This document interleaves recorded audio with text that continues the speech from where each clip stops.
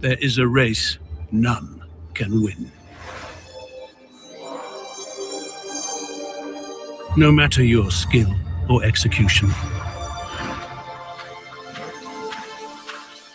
Ladies and gentlemen, start your engines.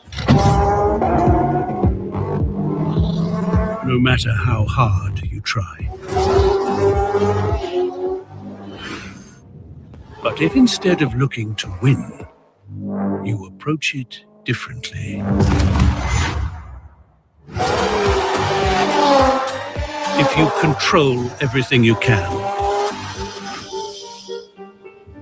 while accepting anything you can't.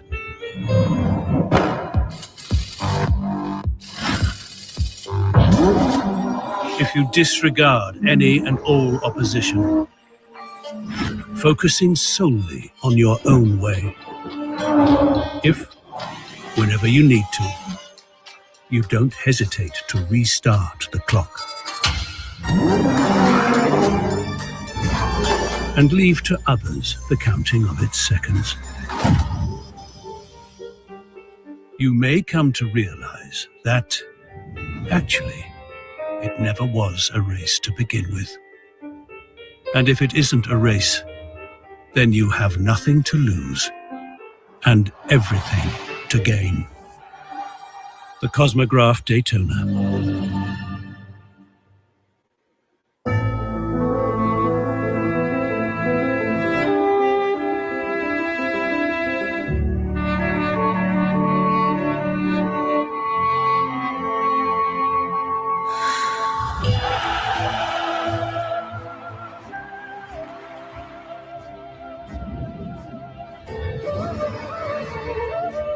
And action!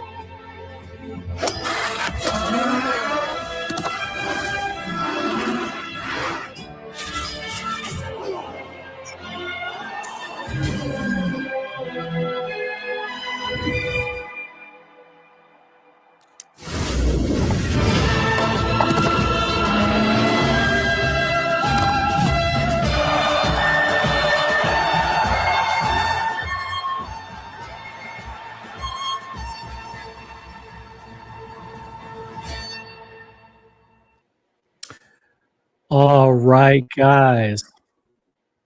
What is up? It's OC, live from OC Studios here on the original OC channel. Smart watch talk for the smart collector, the #1 watch live stream in the world. #1 according to YouTube analytics in subscriber engagement. True. Guys, tonight we have the hidden clues. Some of you know this already, but we are going to analyze it in depth for those of you who are not yet aware. The hidden clues that ultimately prove beyond a shadow of a doubt, and this is hard to believe, but it's true. It's unbelievable but true. But the hidden clues that prove beyond any shadow of a doubt that the 2026 Rolex leaks, are we going to say it? Are we going to say it? Are accurate? Are real? It's possible. I can't believe it. I really can't believe that we've uncovered the truth about these leaks so quickly. But listen, we have a few weeks before Watches and Wonders. I'll be there in Geneva covering all of this live. I'll be there for the press conference, there for the show. I'll be gonzo streaming, live streaming from the show floor at Watches and Wonders in Geneva. But listen, we're gonna spend the first hour or so talking about these hidden clues that I think indisputably prove that these leaks are legitimate, that they are real. I have been in contact with the direct source of these leaks. I have been in direct communication with the source of these leaks. And of course, I don't ever reveal confidential information. I don't reveal private messages. One thing I would never do is is either reveal private messages or create phony messages.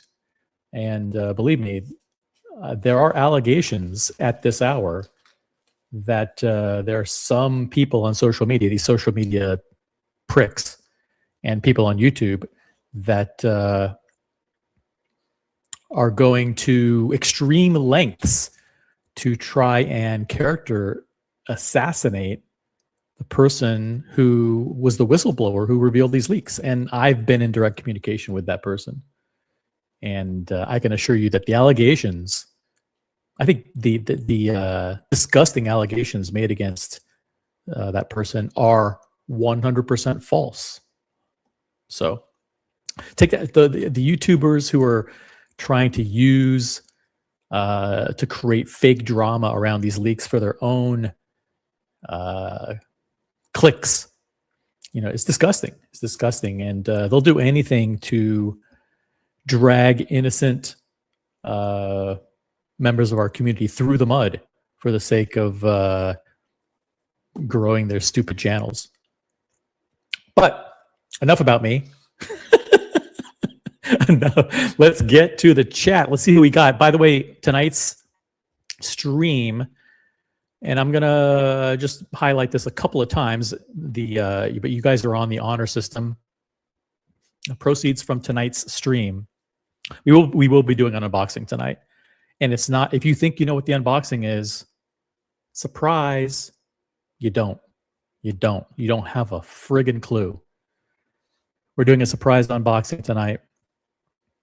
The entire stream, proceeds from tonight's show, are going to support St. Jude Children's Research Hospital and Ronald McDonald House Charities. The links for those two charities are pinned at the top of the chat. Your donations go directly to the charities. Okay? They don't go through me. They don't go through YouTube. Google doesn't take 30%. None of that nonsense. Okay?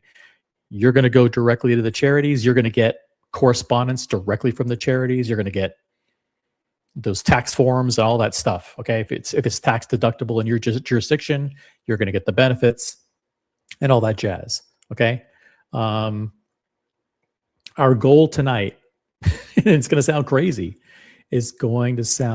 but we have a goal in place to raise $3,000 for St. Jude Children's Research Hospital. We're already $2,000 there. We've already raised over $2,000 for St. Jude Children's Research Hospital. And our goal is to, we have an ongoing goal that has been upped to raise $8,000. Yeah, you heard that correctly. $8,500 for Ronald McDonald House Charities. Does it sound crazy that we could actually raise that much money? No, it's not crazy because you guys are super supportive and super generous. We're already over $7,000 of the way there. So we're going to make it. We're going to make it one way or the other.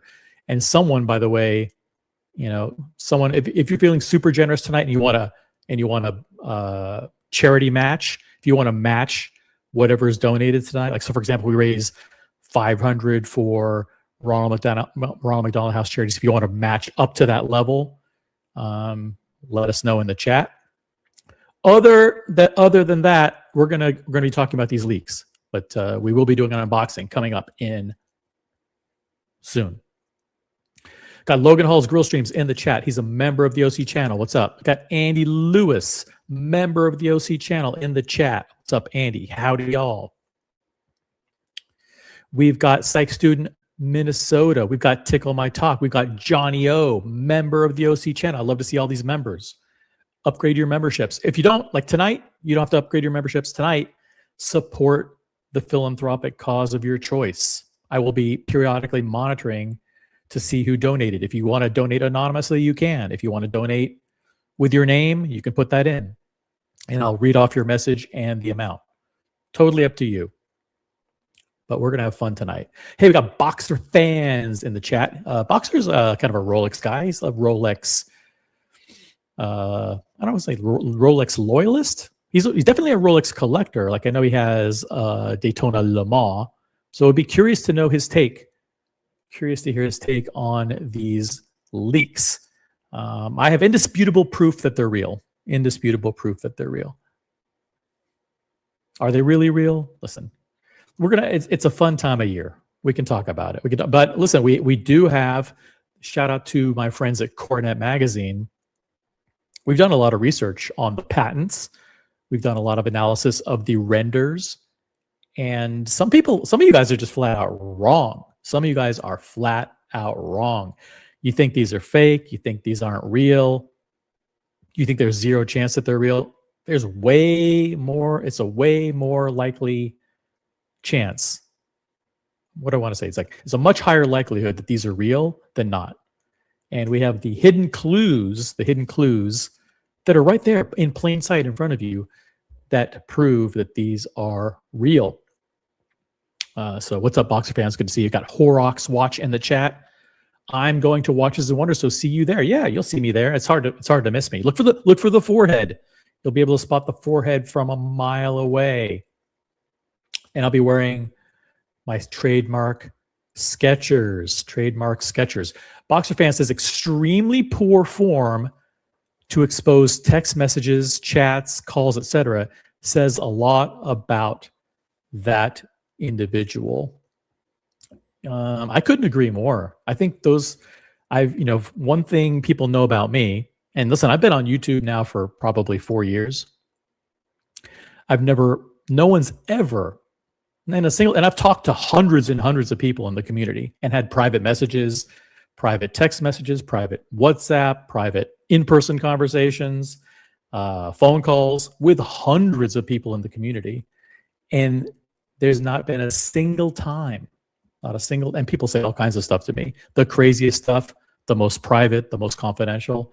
There's never been a single allegation that I've ever shared a private message, a screenshot, a photo outside of the group, contents of a private conversation. Has never happened.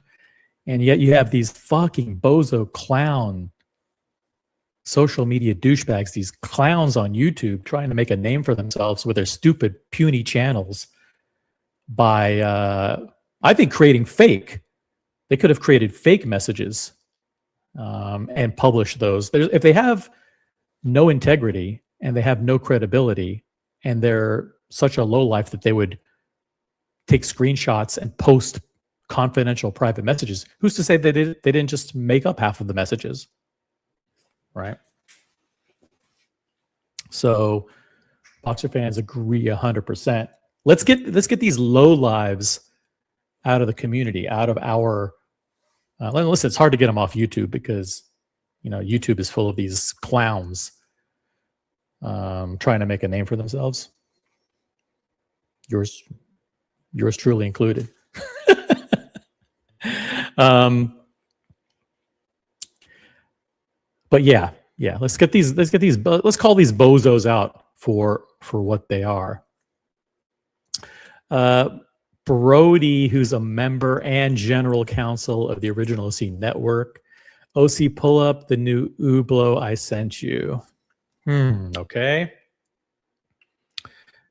I have to do it because I have a legal bill with Brody for like $37,000. So when he tells me to do anything, I pretty much have to do whatever the hell he says. Okay. You sent that on Instagram, right? How did you send that to me? Hold on a second. Instagram's hard. Can you send it to me on WhatsApp? Is that possible? Let me know if you can, because it's really, really difficult for me to get it from. Oh, wait a minute, because I don't want to show your private. I don't want to show your private messages. We got Greg Enright. Great show. We've only been on the air for 74 seconds. It can't be that good. It's not that good, Greg. Hopefully, the unboxer is driving home safely with enough gas in the tank. I don't know if did someone try to unbox something and they ran out of gas one time? I don't know. Andy Lewis is not the unboxer. The unboxer is from Los Angeles Crüe. part of the LA Colony Crew.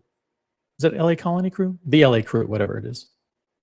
And if you think you know what it is, because that that person has a private Instagram and you follow them and you're in their private inner circle, you don't know what it is. So stay tuned. The unboxing's coming up in 5 hours. It's coming up in 5 hours. We're gonna do a short stream today. We're gonna cover these Rolex leaks. We'll get to the unboxing. Boom, we'll be done.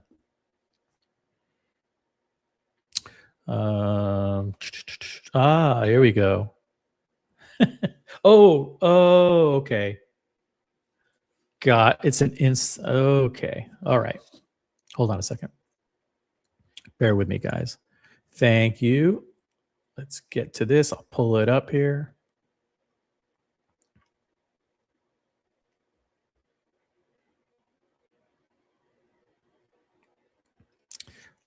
Without doxing anybody. Inner child joy. The only timepiece ever made to make dads pick the kids menu. Oh, This spring, don't just grab a quick meal. Supersize the moment. Engineered for big taste. Finished for inner child joy. The only timepiece ever made to make dads pick the kids menu.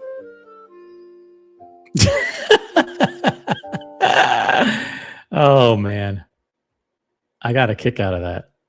It's not any worse than their normal references. How did he know I would like this? How did he know? Hublot, This the spring, Hublot, don't just the Hublot McDonald's collaboration. Look, it's in red ceramic. Okay. It's got I thought that they would do like a golden arches inspired bezel. The white bezel is really stark. I'm just not grab sure. a quick meal. Oh, look at the ketchup. Mazal, I'm buying.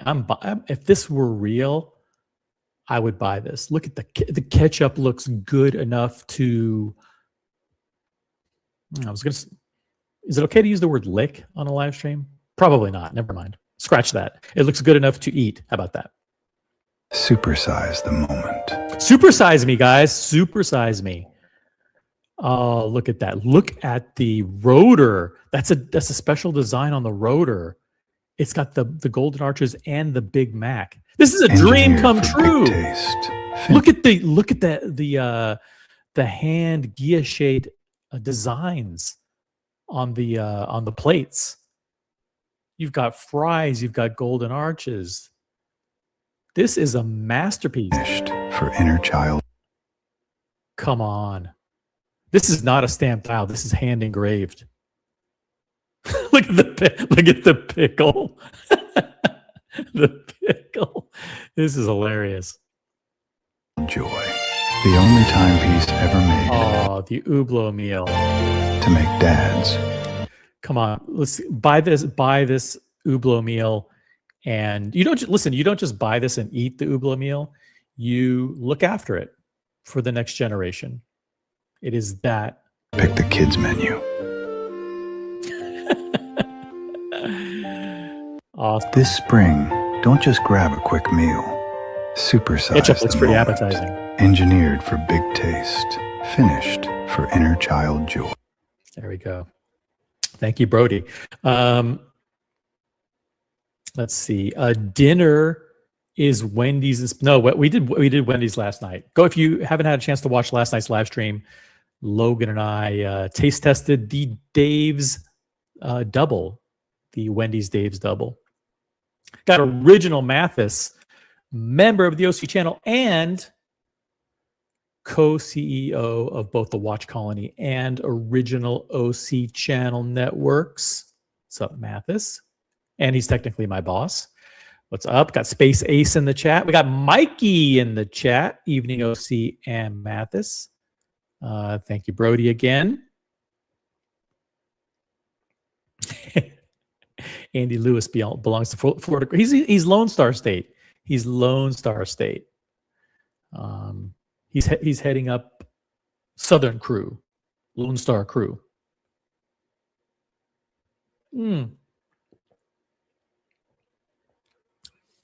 McCafe, baby.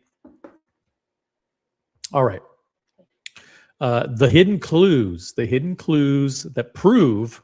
Do you guys know what the clues are? Because I did a live stream when I was walking through Manhattan, and I pretty much told you guys. I posted the clues to Instagram. Everybody knows what the clues are, right? Does everybody know? Does everybody get it? Do I have to repeat myself?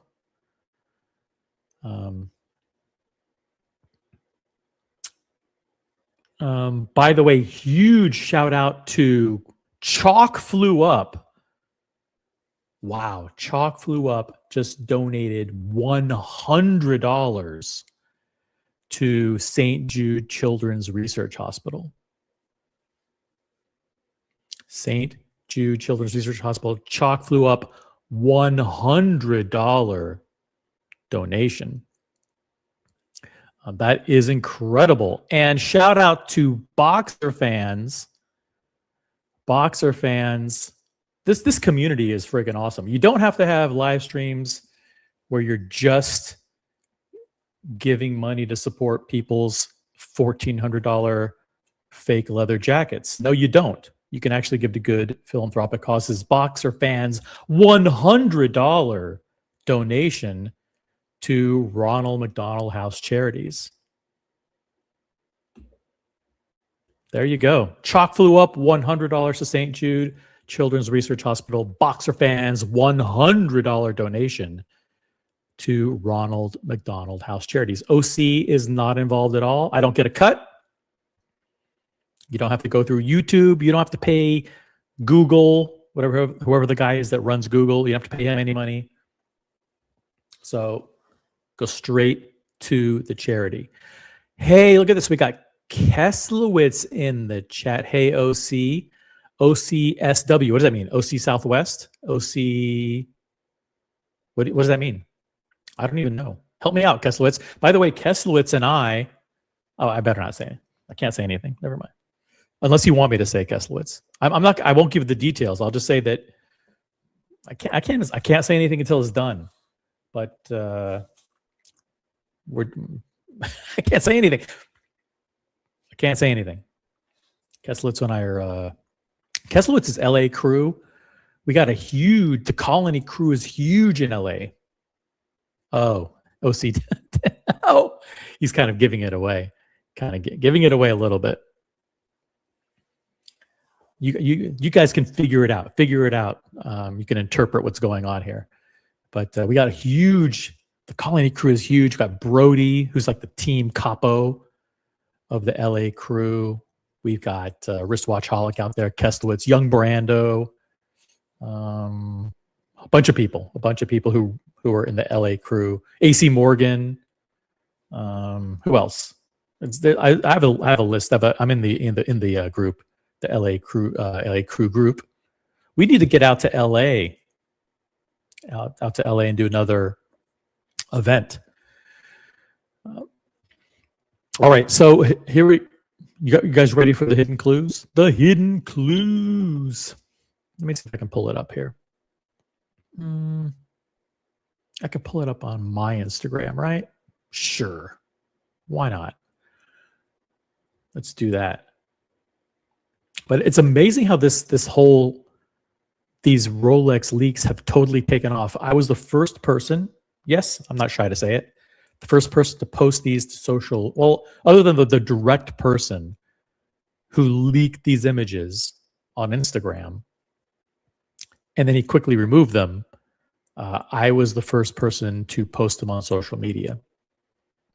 And I did that, I think it was around, it was either 4 or 5 days ago. I think it was 5 days ago. And it created a firestorm, an absolute firestorm. You can, if I click on this View Insights, can you guys see this? Look at this. Look at this number right here. Can you guys read this? It says views. Okay, now like my Instagram, I've got like 45 followers. I've got like I don't have a huge Instagram. Like I'm unknown. I'm completely unknown on Instagram, right? Just like I'm completely unknown on YouTube, right? If we get like 7 people watching on one of these live streams, that's a good show for me. If we get like 12 people that view one of my posts on Instagram, that's a lot of people. I don't have any followers, okay? If you look closely, it says on the right-hand side up at the top, 9,200. Okay, so I posted this. It's the first person to post these leaks on Instagram, 9,200 views. And of course, I was the first person to do a live stream about it as well. Now, since that time, we've done extensive analysis. And here are the leaks. We got the leaks, you know? So what am I showing here? Basically, when up at the top left, you have the leak of, here's the full leak, by the way. I'll show you the full leak. The full leak looks like this, right? This is the photograph, screen capture, probably the picture that they took of the catalog of this unreleased Rolex Cosmograph Daytona. Now, what was the first thing people noticed? Well, it's white. People say, oh, it's a white dial. And then they speculated, is it steel? Is it white gold? Is it platinum? Blah, blah, blah, blah. Now, there were some people, actually most people did, an overwhelming majority of people didn't even notice the bezel.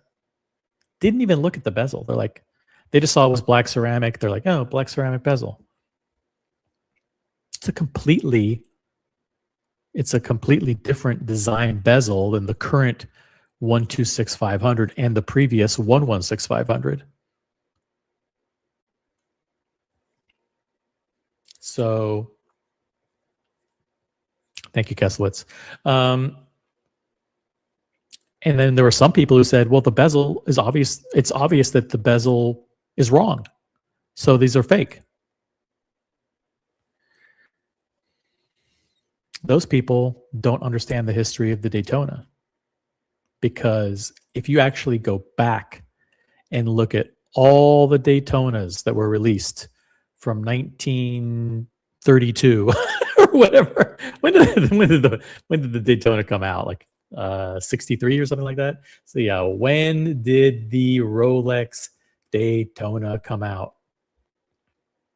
1963. Okay, I guessed, but I was right. Okay, 1963. This is because they came out with the 50th anniversary, the Platinum Daytona, in 2013. Might have been 2012, 2013, whatever.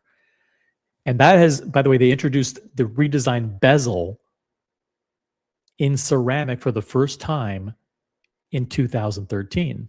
And that's the version of the bezel that we have today. Okay?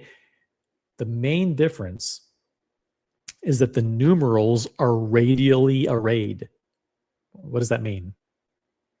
Well, if you go back to here, see this right here? This is the current, well, this is the 116 right here. The 126 has the steel rim around it or the metal ring around it.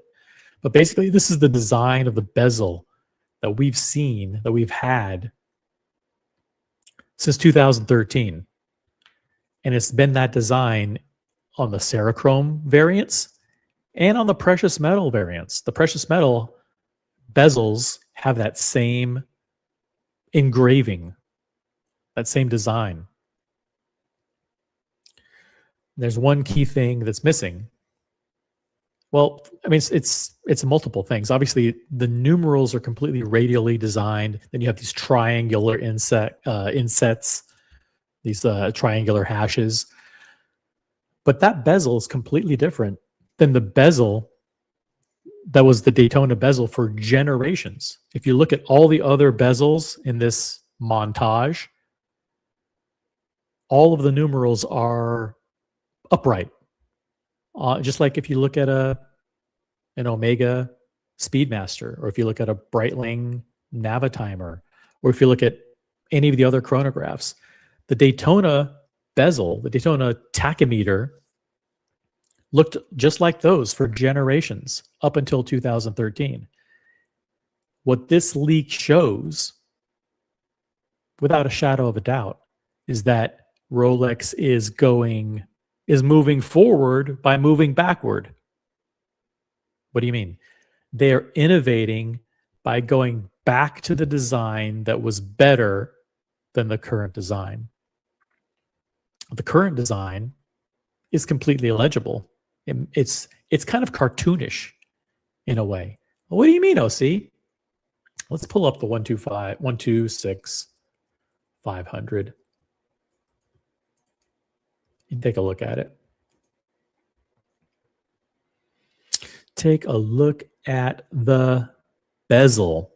Should I just give you a big shot of the watch? See if I can pull up a big shot here. Maybe can I do it from Rolex? Just go to Rolex and do it. Rolex.com.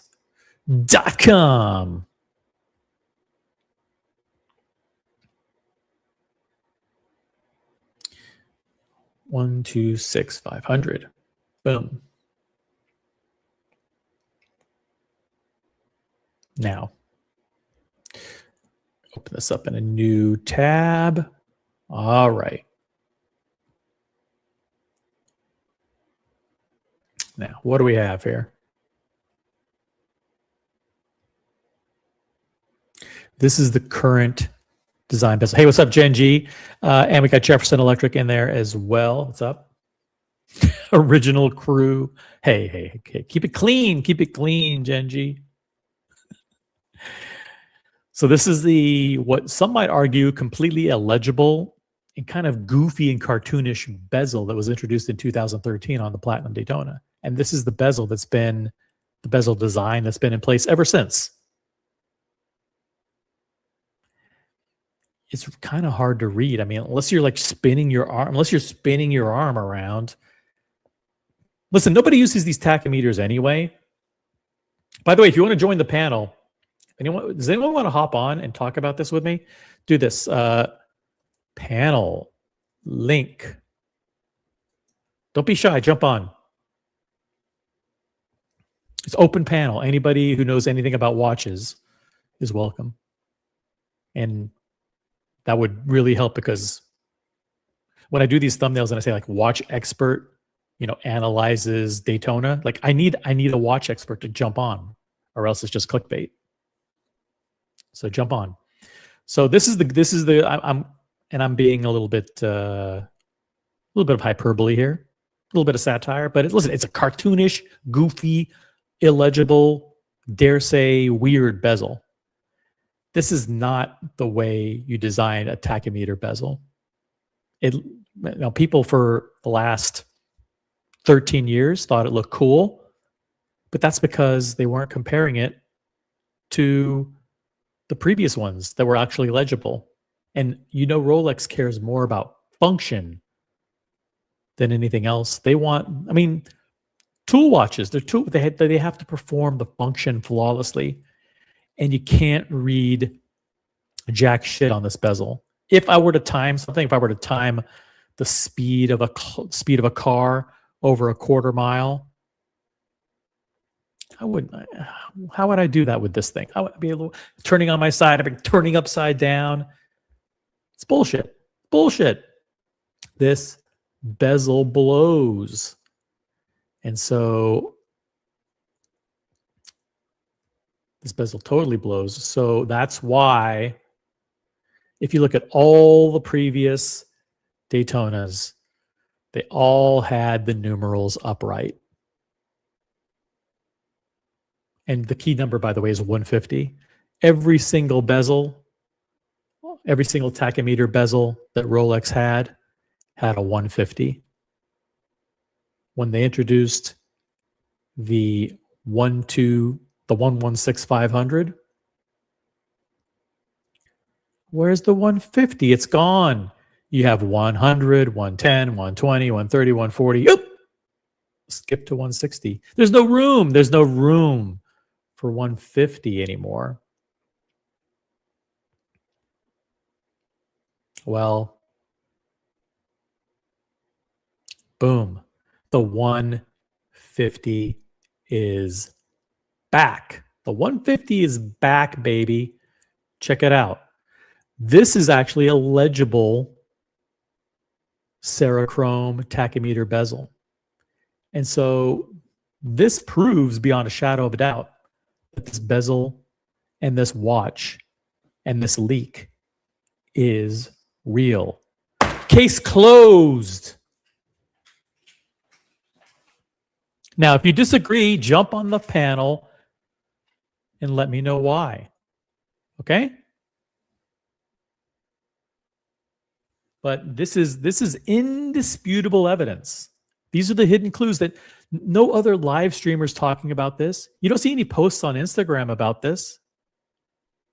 You don't see any actual thoughtful, rational analysis about this leak. You just have people say, "Oh, it's a white gold albino Daytona and it's fake because it's got the wrong bezel." Clueless. They're clueless. Okay.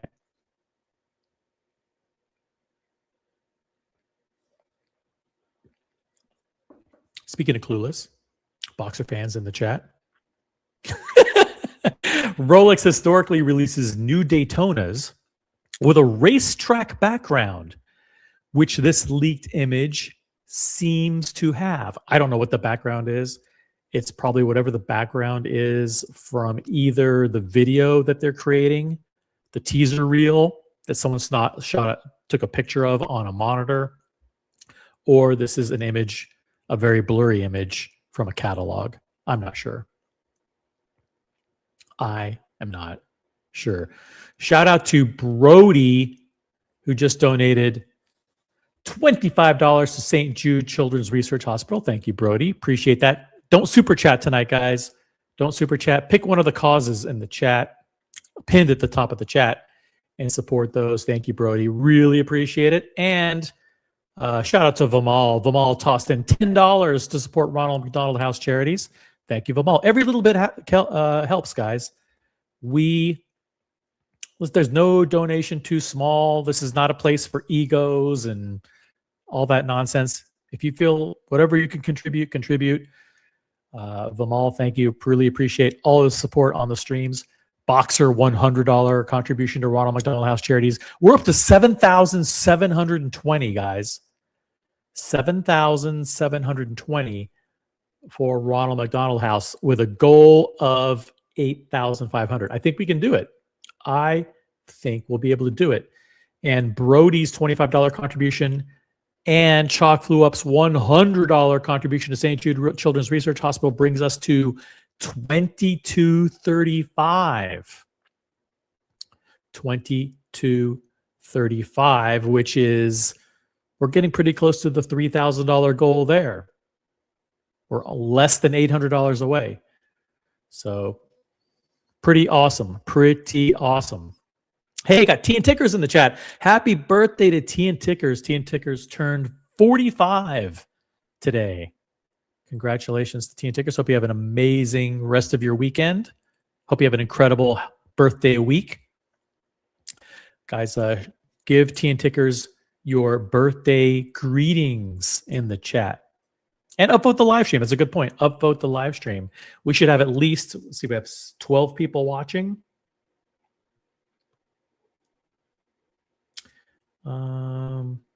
We should have way more upvotes. We have way too many lurkers. Come on, lurkers. We need upvotes. Come on. Upvote, or if you don't want to upvote, you can, in lieu of your upvote, donate to either St. Jude or to Ronald McDonald House Charities. Dr. LM is in the chat. It would surprise me if they went back to the upright numbers on the bezel. You know what? It would surprise it. Why would it be a surprise? Whoever designed, I mean, think about it this way. Wouldn't it be more likely that it's a bigger surprise if AI did this or if someone mocked up a fake rendering? If someone mocked up a fake rendering, why wouldn't they just use the existing bezel? That's the safe thing to do, right? Like, oh, like I'm going to come up with a fake render of a white dial Daytona. Well, you would use the current bezel. Who would ever think to go back into history and come up with a modern Serichrome version of the bezel that the Daytona had for generations, which is upright numerals. Far more legible, and Rolex cares about function. So, like, is it going back, or is it just evolving by looking at what they did in the past that worked? I don't know. You guys tell me. Gen G asks, what do you think Rolex should do to make the dial more legible? This is a tough one, Gen G. It's not tough. It's not tough for me to say it. It's tough for Rolex to do it. It's really tough for Rolex to do it, because the real thing that they should be doing is what they're doing on the bezel, if they're doing it, is do the same thing with the numerals in the subdials. The numerals on the subdials, the fact that they're radially oriented is not good. It's not good. They used to, those numerals in the subdials used to look just like the numerals in the Speedmaster and the Navitimer. They were upright. And it's far more legible that way. And it's better looking. It's not only more legible, more functional, but it actually looks better. A Navitimer dial, from a chronograph perspective, is far easier to read, but better looking, dare I say. Listen, I just don't... Aesthetics are aesthetics. It just looks better. And the same thing with a Speedmaster. Speedmaster, with its upright numerals in the subdials, is not only more legible, not only more functional, it does look better. It's visually more pleasing. So, yeah, they would improve legibility, but they also improve the design. When you have something that doesn't work, fix it. And this current bezel is a joke. The current bezel is a joke. Speaking of bezels, I'm rocking the GMT Master 2 with the red and blue bezel. The red and blue bezel. Check this out. Is it red and blue, or is it just red? Whoa. Crazy. Red and blue. No, red. Yeah. It could be discontinued. It could be a GMT Master 3. Who knows what the hell is going on, guys? This is one of the most... people say, like, oh, it's going to be a boring year for Rolex. Boring. It's not a boring year. This could be the most exciting year for Rolex in a generation. Or since 2023. Take your pick. Are there any Rolex experts in the chat that want to jump on the panel? Click on that link. That link that I put that says panel link. Join the panel. Some of you guys are no strangers to panels. Does anybody agree strongly or disagree? Jump on the panel. It would. So that's what I think they should. Gen G. That's what they should do. Is really tweak the dial so the numerals are upright. And by the way, get rid of all that awful text at the top. 5 lines of text. Rolex, Cosmograph, this, officially certified, chronometer, what the fuck are they doing? Then Daytona at the bottom. So enough is enough with your stupid lines of meaningless text. Oyster Perpetual, Cosmograph, certified, it's official, chronometer, superlative, this, that, and the other. Get rid of all that junk. Come out with some dials that just have the coronet and the Rolex and just the Daytona. That's this Cosmograph. Get the fuck out of here. We're not taking this to the moon. Cosmic. We're not fucking astronauts. This is a racing watch. God damn it. This watch is about speed. Cosmonaut bullshit. So there's stuff they could do. Raypad says, agree, OC. Well, I said a lot of stuff. You shouldn't just type agree in the chat because I could pull this up at any time. Anytime I say anything, I could pull up your comment. Be careful. Dr. Elam says, it's like they're admitting they did it wrong. No, not necessarily realizing they did it better before, but they did do it better before. It was better before. It looks like a cartoon bezel now. They fucked it up.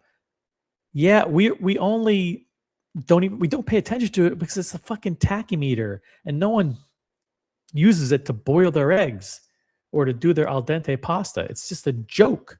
So go back to the design that looks good. No, I mean, are you going to tell me that the cartoonish bezel of the current generation looks better than the upright numerals?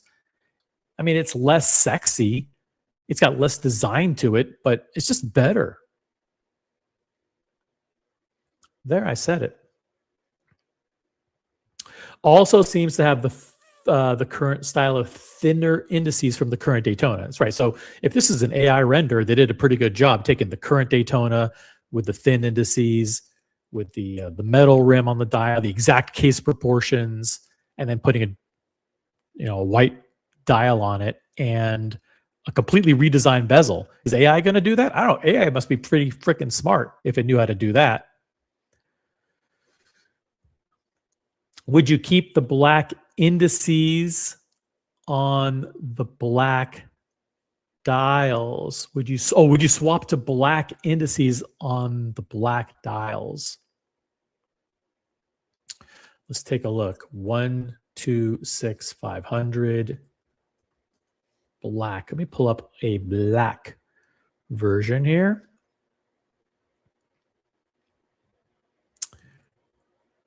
Take a look at this. Let's analyze this one. Would I swap to black indices on the black? No, why would I do that? Black indices. No. Oh, sorry, black on the white dials. I think Rolex is going to argue that they want those to be loomed. So it's actually more functional in a low light situation. Can you see this loom? I mean, here. I just loomed this 2 seconds ago.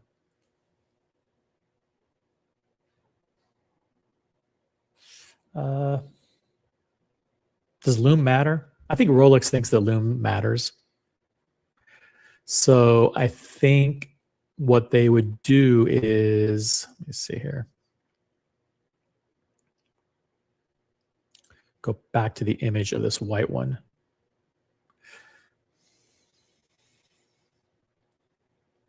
No, they probably keep the indices the same. Although, they might outline them in black. They could outline the indices in black. Yeah. Not everything is for function, and not everything is for aesthetic. That's the trade-off, right? Hey, Greater Gatsby is in the chat, member of the OC channel. Hey, OC, I used to think that the fact that people couldn't tell when you're being facetious is hysterical. Now I'm beginning to doubt it myself. Am I playing devil's advocate, or do I really believe what I'm saying? 90% of the time when I say something to my own family, they think I'm lying because I'm always testing them. I am a jokester. I am a prankster. I am playing devil's advocate. Do I actually believe that these leaks are real? I am presenting incontrovertible, indisputable evidence. I'm presenting the hidden clues that prove beyond a shadow of a doubt that the leaks are real. AI is not going to be able to do that. And by the way, when I say these, like, am I kidding when I say that this bezel is kind of cartoonish? It's a very unconventional looking bezel. I mean, it's kind of goofy looking.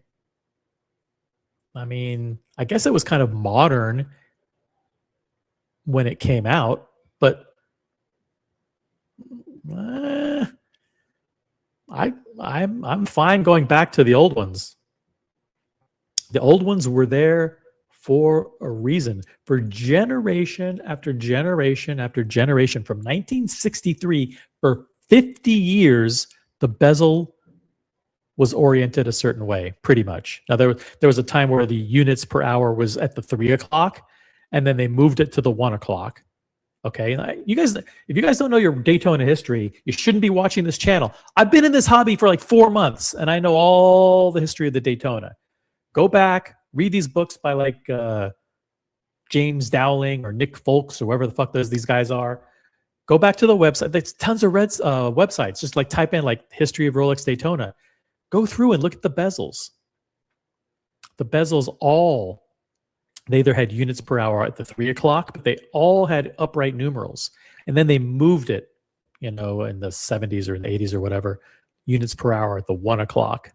But the numerals were always upright up until 2013, when they introduced Serichrome bezel and they redesigned the whole layout. Gatsby says, I do love the striking resemblance to the Speedmaster dial. Now, I don't think they want it to look like the Speedmaster, and they don't want it to look like the Navitimer. But the reality is, all good chronographs look a certain way for a reason, because they're better that way. Okay? I'm not going to pull up. You guys know what the Speedmaster looks like. You know what a Navitimer looks like. They're actually, it could be argued that they're visually, aesthetically more pleasing visually than the Daytona. They're not just easier to read. I want to tell you that I'm not arguing that it's better as a proud owner of the 116520 myself. It's a surprise to me that they're passively saying that if this leak is true. Listen, Rolex sometimes admits mistakes. Remember when they came out? They do it all the time, guys. They do it all the time. They came out with the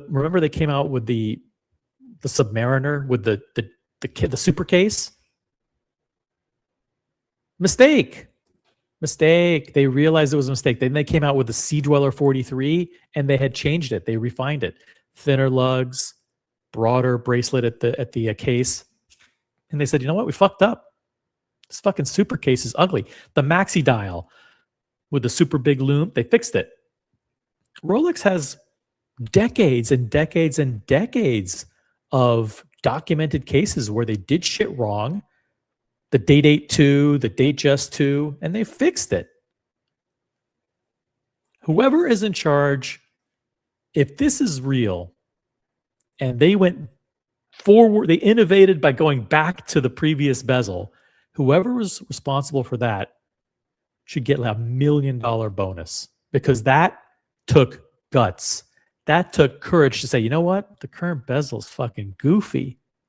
Why don't we just go back and use the one that looks better? We'll design it in Serichrome and it'll look fucking awesome, and it'll actually be readable. You imagine having the fucking balls to go to the product leadership and say, yeah, in 2026, I want to introduce the bezel that looks from the one before. They could have been laughed right out of the room. That guy deserves a friggin' gold medal. Guy or girl, whoever came up with that idea. I prefer the upright indices. Yeah, well, if you care about making it, if you care about wanting it to look good, yeah.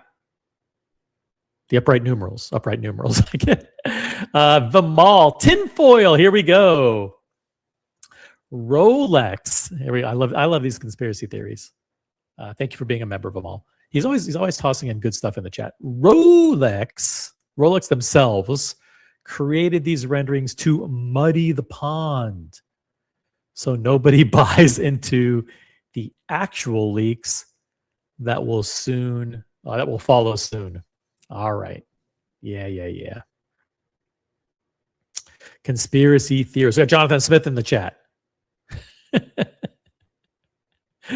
Are you sure? Chalk flew up a member, and thank you for the $100 donation. You sure it doesn't look cartoonish due to resembling a panda? Oh, okay. Got it.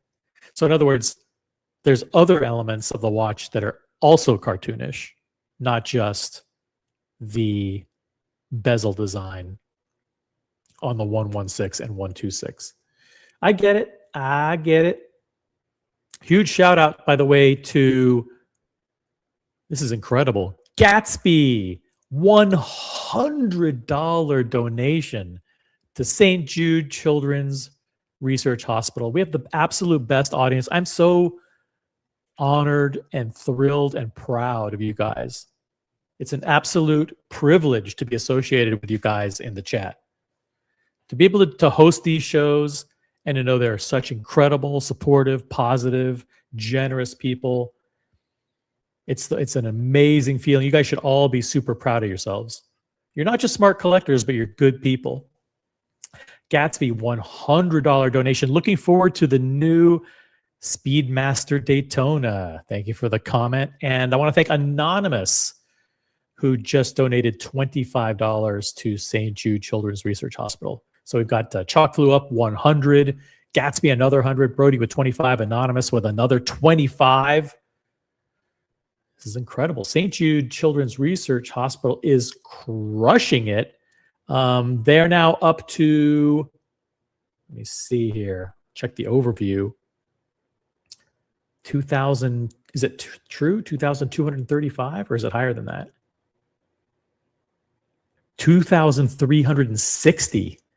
$2,360 raised so far for St. Jude Children's Research Hospital. You guys are the best. You guys are the best. And shout out to Vimal and Boxer fans as well for supporting Ronald McDonald House. We're on the way. We're at 7,720 for Ronald McDonald House Charity. 7,000. You guys raised $7,720 so far for Ronald McDonald House Charities. Amazing, amazing stuff. All right.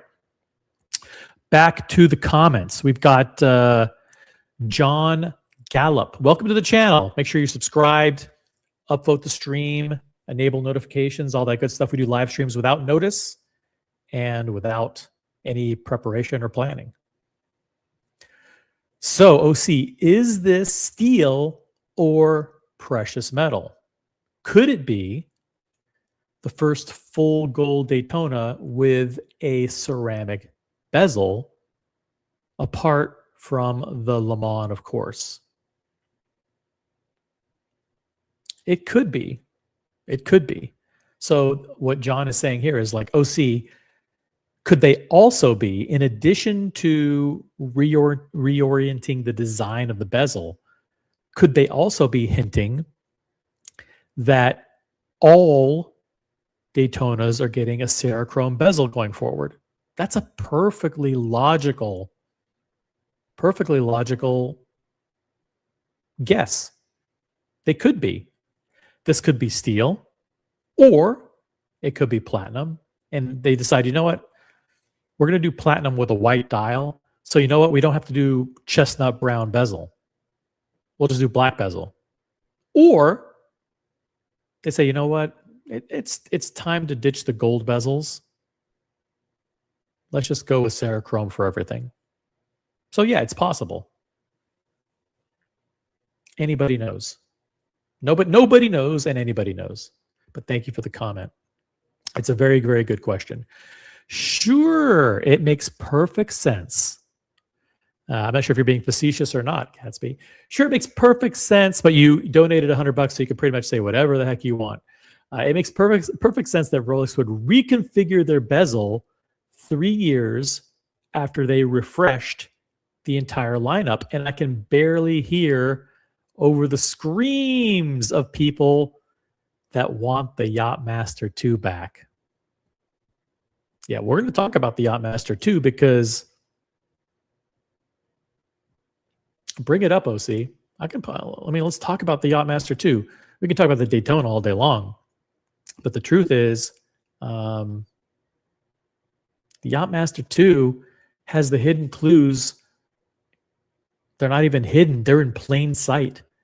They're in plain sight. There's no way in hell. Okay? There's no way in hell that an AI render or some guy creating this mock-up would know to do what we see in this image. Okay? And what we see in this image is what's known as the double crown. Shout out to double crown. This is the double crown. This is also known as, and no one else is talking about this. There's nobody on Instagram talking about this. There's nobody on YouTube talking about this. They're just pulling up the shots and they're going, oh, it's real. Oh, it's fake. Oh, this guy is this guy is that. There's no actual analysis. If you study this dial, and there's a lot of things about the design. I mean, who would create a mock-up of a reimagined, relaunched Yachtmaster 2 in the beginning? You know, I mean, why would they would do the Milgauss? Like every friggin' YouTuber says the Milgauss is coming back, or the Coke or whatever. Same fucking boring predictions every year. No one in his right mind would create a new Yachtmaster 2. But when they did, they put it with Crown, Swiss-made Crown. And if you guys are Rolex experts, like I know you are, I'm not. I've been in this hobby for like 4 months. I don't know anything about watches. But I know you guys do. And you guys know what Crown, Swiss-made Crown means. And it's on the watch. How would he know how to do that? These got to be real. Am I just playing devil's advocate? I don't know. You tell me. I'm having fun. But I'm here to say, at least for the purposes of the show, got to have a show topic. Got to have fun. We have to debate. For the purposes of the debate today, this is undisputed evidence, completely incontrovertible evidence that these leaks are real. Okay? Because there's no way AI would know to put Crown, Swiss-made Crown on the dial. The only way you would do that is if you were relaunching the watch with a new movement, with the new countdown chronograph caliber that is in the patents that we showed. What patents, OC? Well, no one else is showing you this stuff either. No one else is showing you the fact that in 2023, Rolex received patent protection for a new countdown chronograph movement. So it pretty much confirms that this would be the movement that is used in the new Yachtmaster 2 render, the new leak, because it specifically eliminates the need for the ring command bezel and does all of the functionality in the two pushers based on the sequence and logic of how the pushers are pushed, the sequence of the pushers. So you guys are experts. Like, you guys know the deal, right? You guys know the deal. Who's gonna come up with a render that has a dial with Crown, Swiss-made Crown? Only people who are in the know knows what that means. Got Space Ace in the chat. What's up, Space Ace? Boxer says, my guess, OC, is that it's a new Daytona in polished and satin titanium.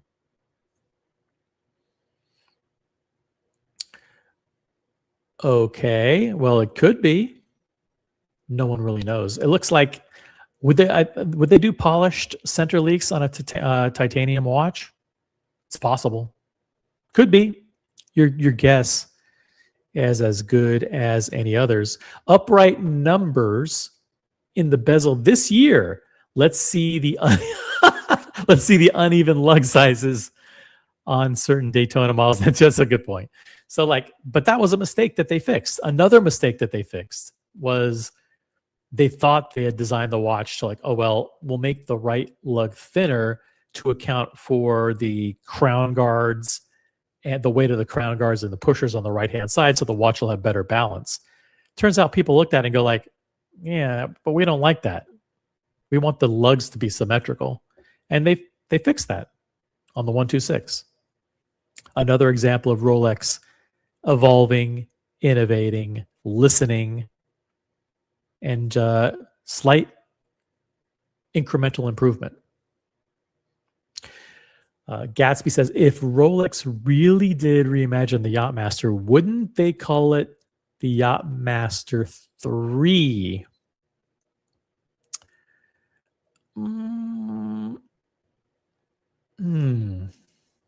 I probably would have, but I don't know.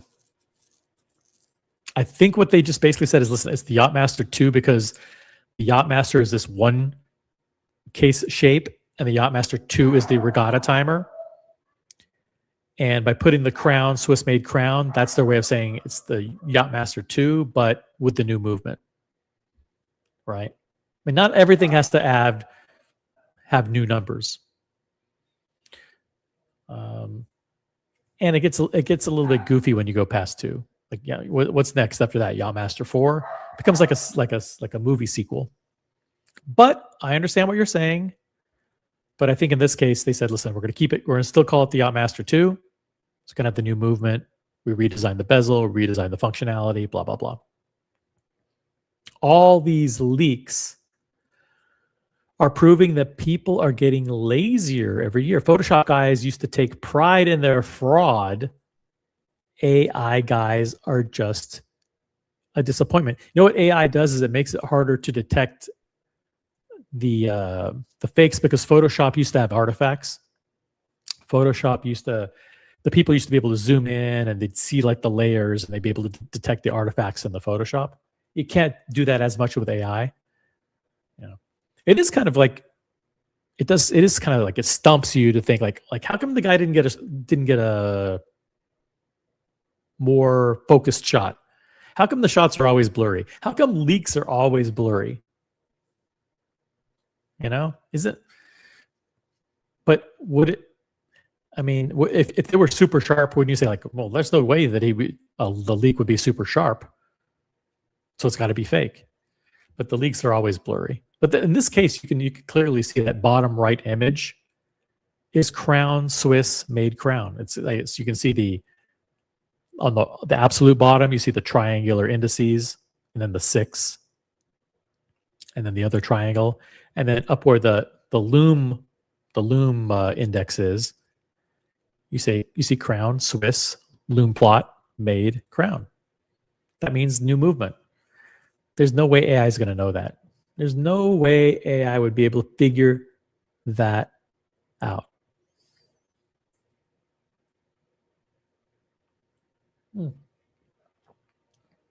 So there we have it. The leaks are real, and no one has come on the panel to dispute it. So who's going to argue? Nobody has the facts. I've got the facts, guys. And that's it. I mean, that's it. Now,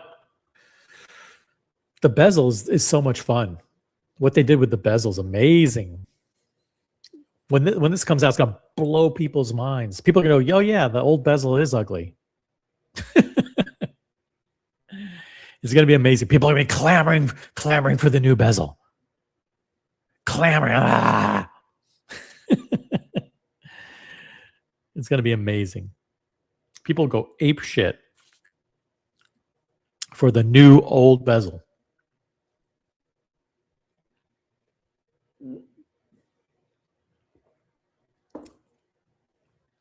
All right. Any questions? Any questions or comments? We've revealed completely revealed. By the way, unboxing coming up in 5 minutes. If someone wants to jump on and do an unboxing, just to prove that there's going to be an actual unboxing, that would be great. Anytime you're available, just jump on. Thank you, everyone, for, hey, look at this. We just received a donation to Ronald McDonald House Charities in the amount of $100. $100, and that donation is from the Real Cars and Chrono. Real Cars and Chrono is watching. I'm going to drop the link in the chat. If anybody has an unboxing, now would be the time, or whenever you're available. Shout out to Real Cars and Chrono, $100 donation to Ronald McDonald House Charities. That brings us to 7,820. 7,820. You guys are incredible. You guys are incredible. And his message is, let's do this. Let's do this. Guys, huge shout out to Boxer. Everybody who donates $100 or more will get special emphasis on their name when I read your donations. So huge thank you to Boxer, to Real Cars and Chrono for your $100 donations to Ronald McDonald House. And big ups to Chalk Flew Up and to Gatsby, both contributing $100 to St. Jude Children's Research Hospital. We have someone who's entered the back room. Whenever you're ready, just let me know. You can turn your camera on, or you can type in something in the private chat, or you can let me know that you're busy, whatever you want to do. But it looks like someone's going to jump on and maybe do an unboxing. But I don't know for sure. Don't go anywhere, guys. If you're watching right now, don't leave. Unboxing coming up in 5 hours. And if you think you know what it is, you don't know. Okay, here we go. Here we go. What? What is up? Wow. Have you had a chance to look at these renders at all? Are you familiar with these 2026 Rolex leaks? Dude, between you and all the other folks, you can't get away from it. I have no idea. There's so much coverage going on right now. Hey, let me just I'm going to grab a beverage. Yeah, grab a beverage. Give me 1 sec. I'll be right back. Sure. Guys, if you think you have an idea of what's about to happen, you don't. Okay, let's say like, oh yeah, well, I follow Cars and Chrono on Instagram. You know, he has a private Instagram and I was able to see something. Nope, wrong. Or, oh yeah, I saw him do this, 4 days ago. Nah, you're wrong. This is an exclusive unboxing. And do I know what it is? No, I don't. I really don't. Huge thumbs up, including to yourself, Boxer, to everyone who donated to St. Jude. It's singular, actually. St. Jude Children's Research Hospital. A lot of people say St. Jude's because that's, it's a common way of saying it. Can't think of a more worthy cause. 2 great causes tonight: St. Jude Children's Research Hospital and Ronald McDonald House Charities. So thank you, Cars and Chrono, for your $100 donation.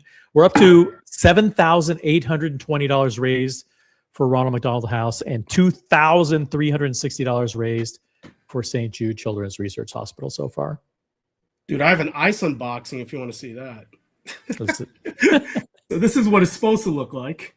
Okay. This is what it actually is. You're supposed to get like a super clear cube or something like that. Yeah, one of those machines. Sorry, fortunately, all the guys. There's this guy on Instagram, like this Japanese guy who has like a samurai sword, and he's I saw that guy. It's incredible. Behind the counter, and he takes something and he goes. He throws some smoke on there and some fire, and yeah, it's pretty crazy. Crazy stuff. Yep. Hello, everyone. It's been a spell. Hope everyone's well. So am I not good. part of the LA crew? Yeah, you are. You're definitely part of the LA crew. You are.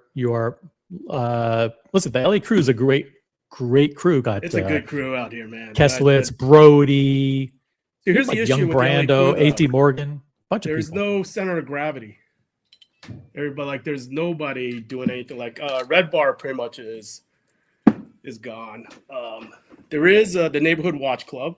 So hopefully we can get something going on this summer. I would love to introduce you to Jared, who runs the watch club here in LA. But yeah, it's just so fragmented and spread out. So, but good crew. You've been making the rounds, and you have been traveling the country, visiting all of the premier watch clubs in Boston, New York, Atlanta, Miami, and Los Angeles. And you've really been like kind of like a I was gonna say a globe trotter, but you're just doing it in the United States for now. East Coast trotter. How's that? You're a trotter, East yeah. Coast But you trotter, East Coast mainly. You've been spending. You can talk about it if you want, or if you don't want to talk about it. But you're obviously traveling to promote something that you're very much involved in, and getting the word out about, and things are going good. Yeah. So I was out last, I guess, about 10 days, multiple cities on the East Coast, mainly just the East Coast. Obviously, I know the folks on the West Coast, but yeah, it's been just meeting up with the various watch clubs to just show them what we've been working on, which you're very familiar with, OC. So, I mean, in a nutshell, it's a company called Bharosa, which means trust in Hindi. It's a private collector's app where people connect through people they trust.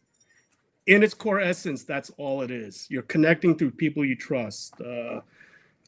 Like, you have to get referred in, invited in.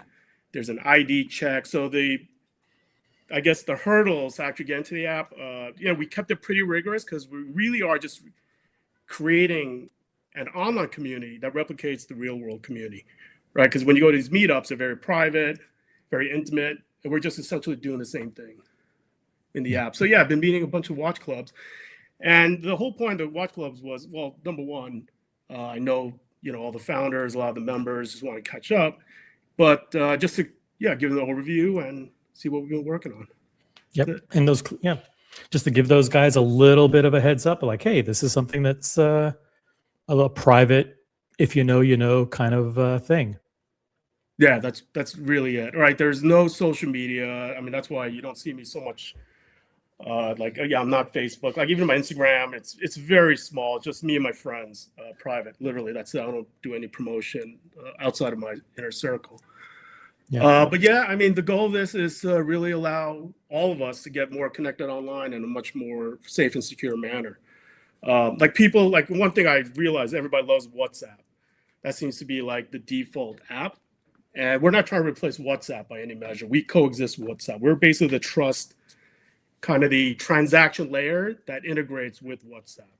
So the whole concept is, there's a lot in the app, and I don't want to get too much. I don't want to track the stream, but there's everything you'd want when it comes to collecting, right? Meetups. Yeah, one of the biggest issues I have with meetups, I don't know if anybody else does, these meetups, which I just did, I get all these numbers, right? We're connecting, but I have no idea who these people are like a couple weeks later, right? So the concept here, we have one feature called meetups, not very original, but you can organize your meetups through the app, but in the app, after the meetup, you know who you connect with, right? And you could see folks' profiles, and you can go offline.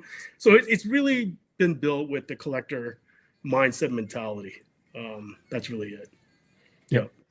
And something that I've been personally using for, I don't know, since like December. I think I logged in for the first time December 31st, 2024. Yeah, a couple of years. Yeah. Yep. Yeah. We've been at it for some time. Yeah. I mean, we were in beta for a year. It's just want to make sure it's buttoned up, and even now, we released it. Folks are onboarding, but as with apps go, you got to really iterate and continually evolve and innovate in it. So, hopefully, I'll see a lot of folks in your community in the app as well. We are. A few weeks ago, I announced that I wanted to consolidate my collection. I have a lot of pieces of my collection, and I wanted to kind of Logan Hall got, what he did is he got rid of a Zenith and he got rid of a Tudor and he bought a Rolex Submariner. And I think I'm always talking about consolidating in with the biggest, most elitist brands. And I don't know if you're unboxing anything or what brand it is. So I may be shooting myself in the foot. But like I'm a big proponent of like getting rid of the stuff that has very high cost per wear, stuff that you wear once every 6 months or whatever. So I have a King Midas, I have a Texan. They're great watches. I have our Oyster Quartz, Omega Seamaster, Zenith, El Primero, but those things don't get a lot of wrist time. So it makes sense that I look at selling them and consolidating my collection. So my Omega Seamaster, which I showed on the stream last week, and my Zenith El Primero Chronomaster they're in the process of being sold, and they're sold on Barossa because my entire collection's on Barossa. So it's just simple. I just click something. I say, here's what I want to sell. And I can list it publicly. I can list it in a private group. I can list it specifically to an individual person, which is what people can do.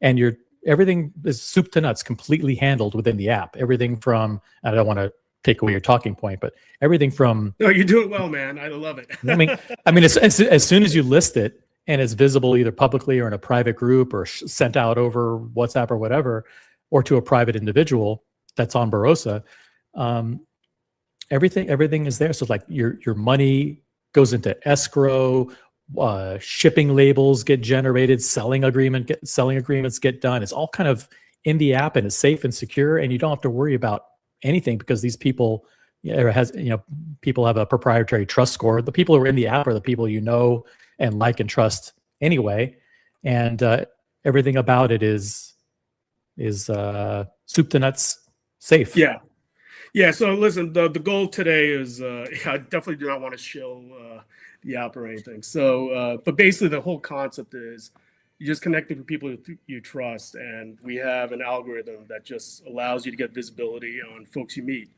Like whenever you go to a meetup, right? If you don't know somebody, what's the first thing that goes through your head? How do I know this person? What do my friends think of this person? So we just replicated what you do in the real world into the app. That's really the core, I guess, secret sauce in it. And then, we'll go from here. Yeah, and the beauty, it's not only watches, though. Wine's probably going to be our biggest category. Art, cars, we have Birkin bag groups, so a whole bunch of different collector types. We have golf putters, 60s Leica cameras, and so forth. It's crazy. It's a very eclectic. Anything that's collectible is somehow makes its way into there. So now, listen, I know you pretty well. I've known you for a while. So when you pull up this ice container or whatever, what's this thing? It's just ice. No, but it's a particular. Listen, is this a clue? Because I know you do shit like this. Like, it's turquoise blue, so therefore, it's a hint that the dial is turquoise. I mean, are you pulling psychops? Well, you did remove, I guess, our image, the promotion image. So for the Rolex, the image, I did. You did. So, and that was a clue. That was a clue. Hold on a second. Let me get that and pull it up here. I'll find it. But you keep talking. Say hello to the chat. Say hello to everybody. Sure. So okay, let me do this because these have been everywhere. Do you think it's possible that that Rolex went back to the bezel design, which is the upright numerals that they had from 1963 all the way to 2013, and that they abandoned the current design that they've had since the introduction of the Platinum Daytona? You think this is something that they were likely to do, or you think this is bupkis? Dude, honestly, I'm not the right guy to ask. Like, I am not deep in the Rolex. I've only been in this hobby for like 6 months, so you got to do better than I can. Yeah, I guess that's the whole point that you were saying. Like, I guess the TAC shows the numbers up. Yeah. It's easier to read, right? Well, the question is, like, are these, I guess, surprise? What do they call them? Reveals. Leaks, renders. Are they usually legit? Well, last year when we looked at the leaks that were all blurry, and we saw some weird turquoise blue watch on Oyster Flex. We saw a weird watch that looked like an oyster quartz date just with weird hexagonal dials. We saw a bunch of stuff that looked not real, but they all turned out to be real. You remember those? Hold on a second. 2025 Rolex leaks.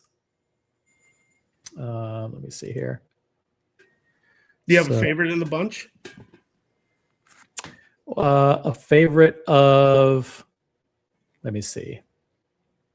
Let me show you this. So here are all of the, so we have the Daytona. We have a day-date, which could, some people are saying it's like a jade dial. Some people say it's chrysoprase, which is a quartz, which they actually used in the beach Daytonas back in the 70s, I think it was. And then we have the Yachtmaster 2. Those are the only leaks so far. The Daytona on the upper left, what is that? Is that what dial would that be? Well, it is a white dial, basically. So I'm not sure what it would be. Here it is. It just looks white. Could it be meteorite? Could it be a titanium Daytona with a silverish white dial? Is it platinum with an albino dial? Who knows what it is? Yeah, it looks nice, man. It's clean. Yeah, clean. Another Daytona. another Daytona. Yeah. Daytona. Yeah, I mean, I was scouring the web to figure out if there was like an anniversary of a race or something that maybe this would be a special edition for, but I couldn't do it. Couldn't find anything. We have a Tobister McDonkey in the chat. We've got Chili Badger, Sony Man, Bob NYC, Watch Addict. Welcome to the stream. This is a charity stream.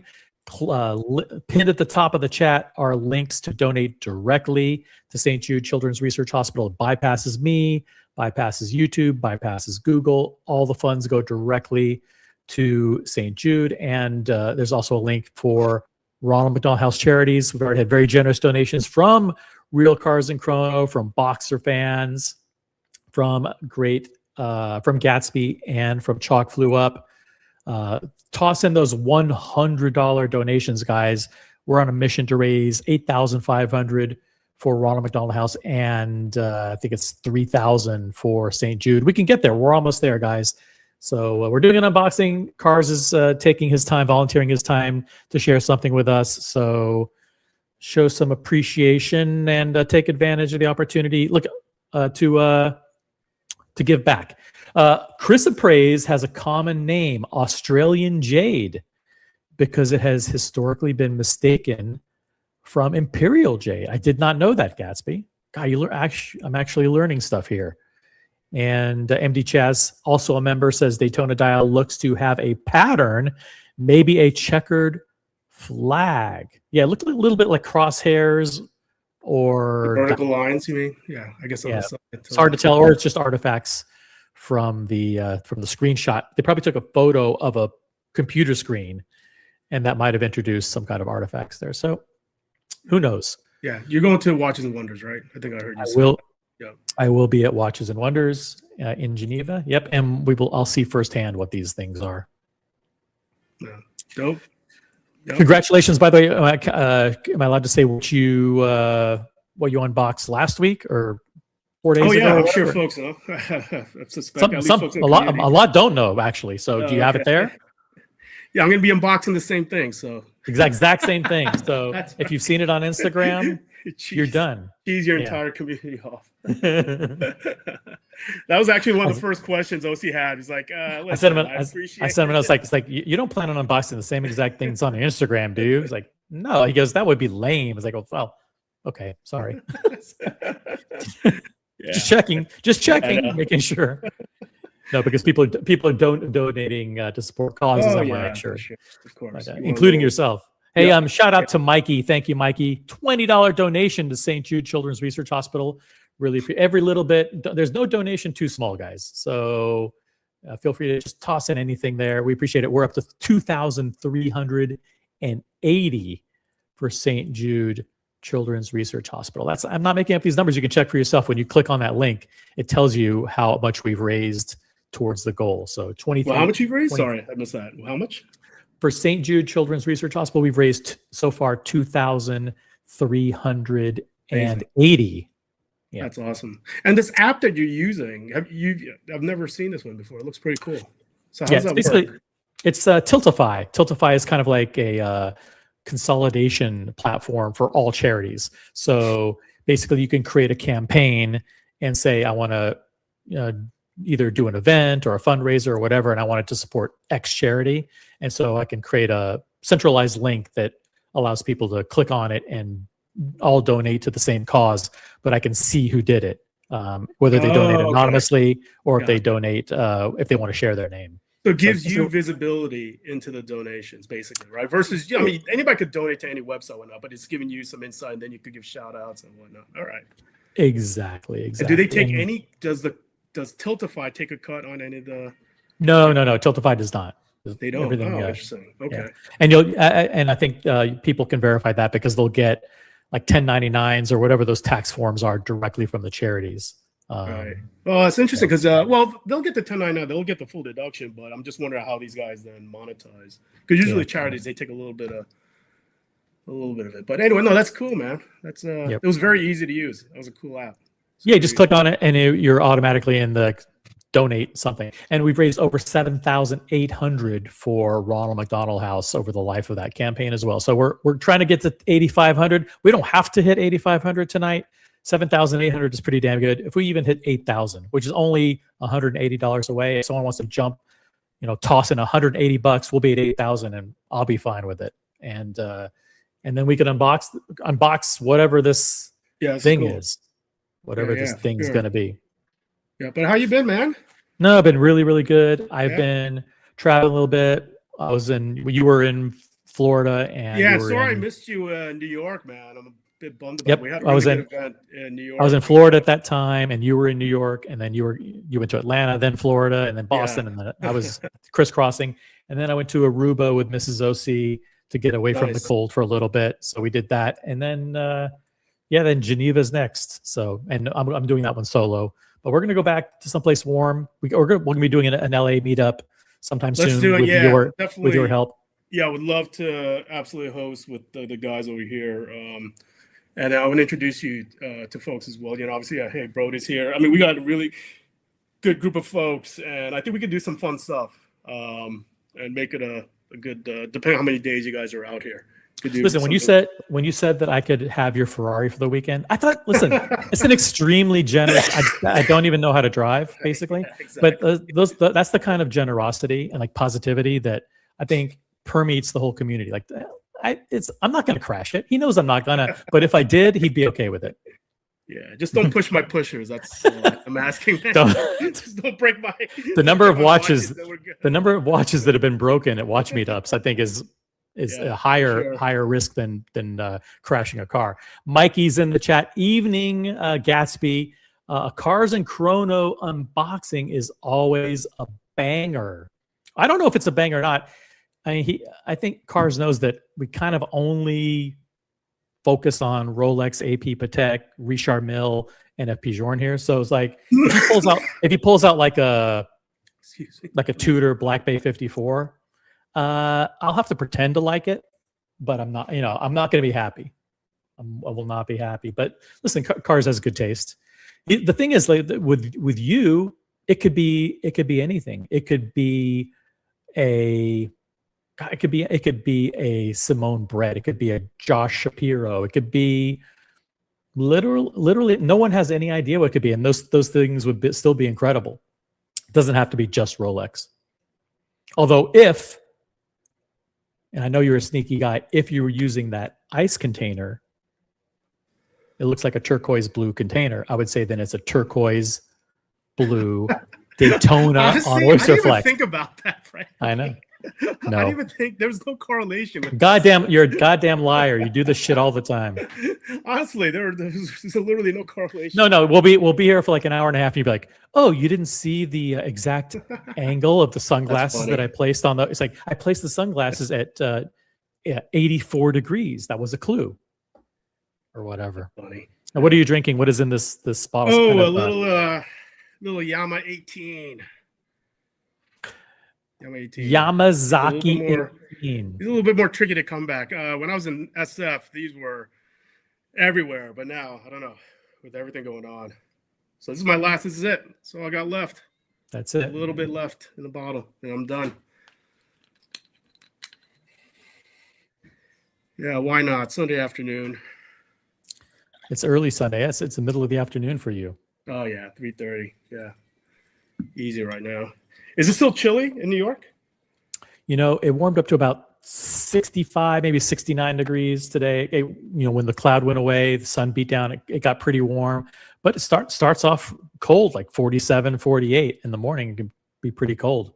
I threw on shorts, and then there's a cold breeze comes by. You know the New York area. Yeah, but it was weird. I was there one day, and the next day it went up to 80, and then went back down the next day to 40. It was like bizarre. Yeah. The snow looked very pretty, though. I will say I did miss that. I know you're a huge fan of, and you always say like one day you'll move back to New York, but absolutely. Will you really? I will absolutely get a place in New York. I love New York. It's actually, to this day, it's my favorite city. So I lived in New York, Seoul, San Francisco, now LA, and I'm having a blast in LA. But New York still, whenever I go back there, it's like just, I feel home for sure.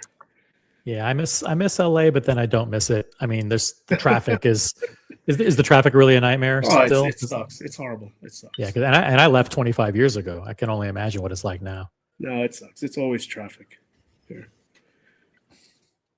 Yep.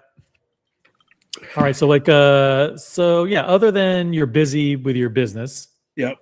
How's Mrs. Carr's doing? Mrs. Carr's great. Thank you for asking. She's doing, she's doing fine. Yeah, thank you. Good. You also picked up a new. Am I allowed to say new automobile? Yeah, sure. Yeah. You picked up a new car. Was it a couple months ago? Maybe that was last summer. Yeah, that was a while ago. Oh, that was a long time ago. Yeah, that's the black one, like the totally blacked out one. Yep. Yeah, that was last summer. Is that your third Porsche? How many Porsches do you have? Two? A few. Yeah, I got a few. Okay, never mind. Yeah, a few. Okay, but that's a 911. Yes, GT3 Touring. GT3 Touring. GT Touring, but this is the one I've been enjoying. Oh man, check it out. So this is a 5204. It's a split second. 5204. It's a split second chronograph. Also a perpetual calendar.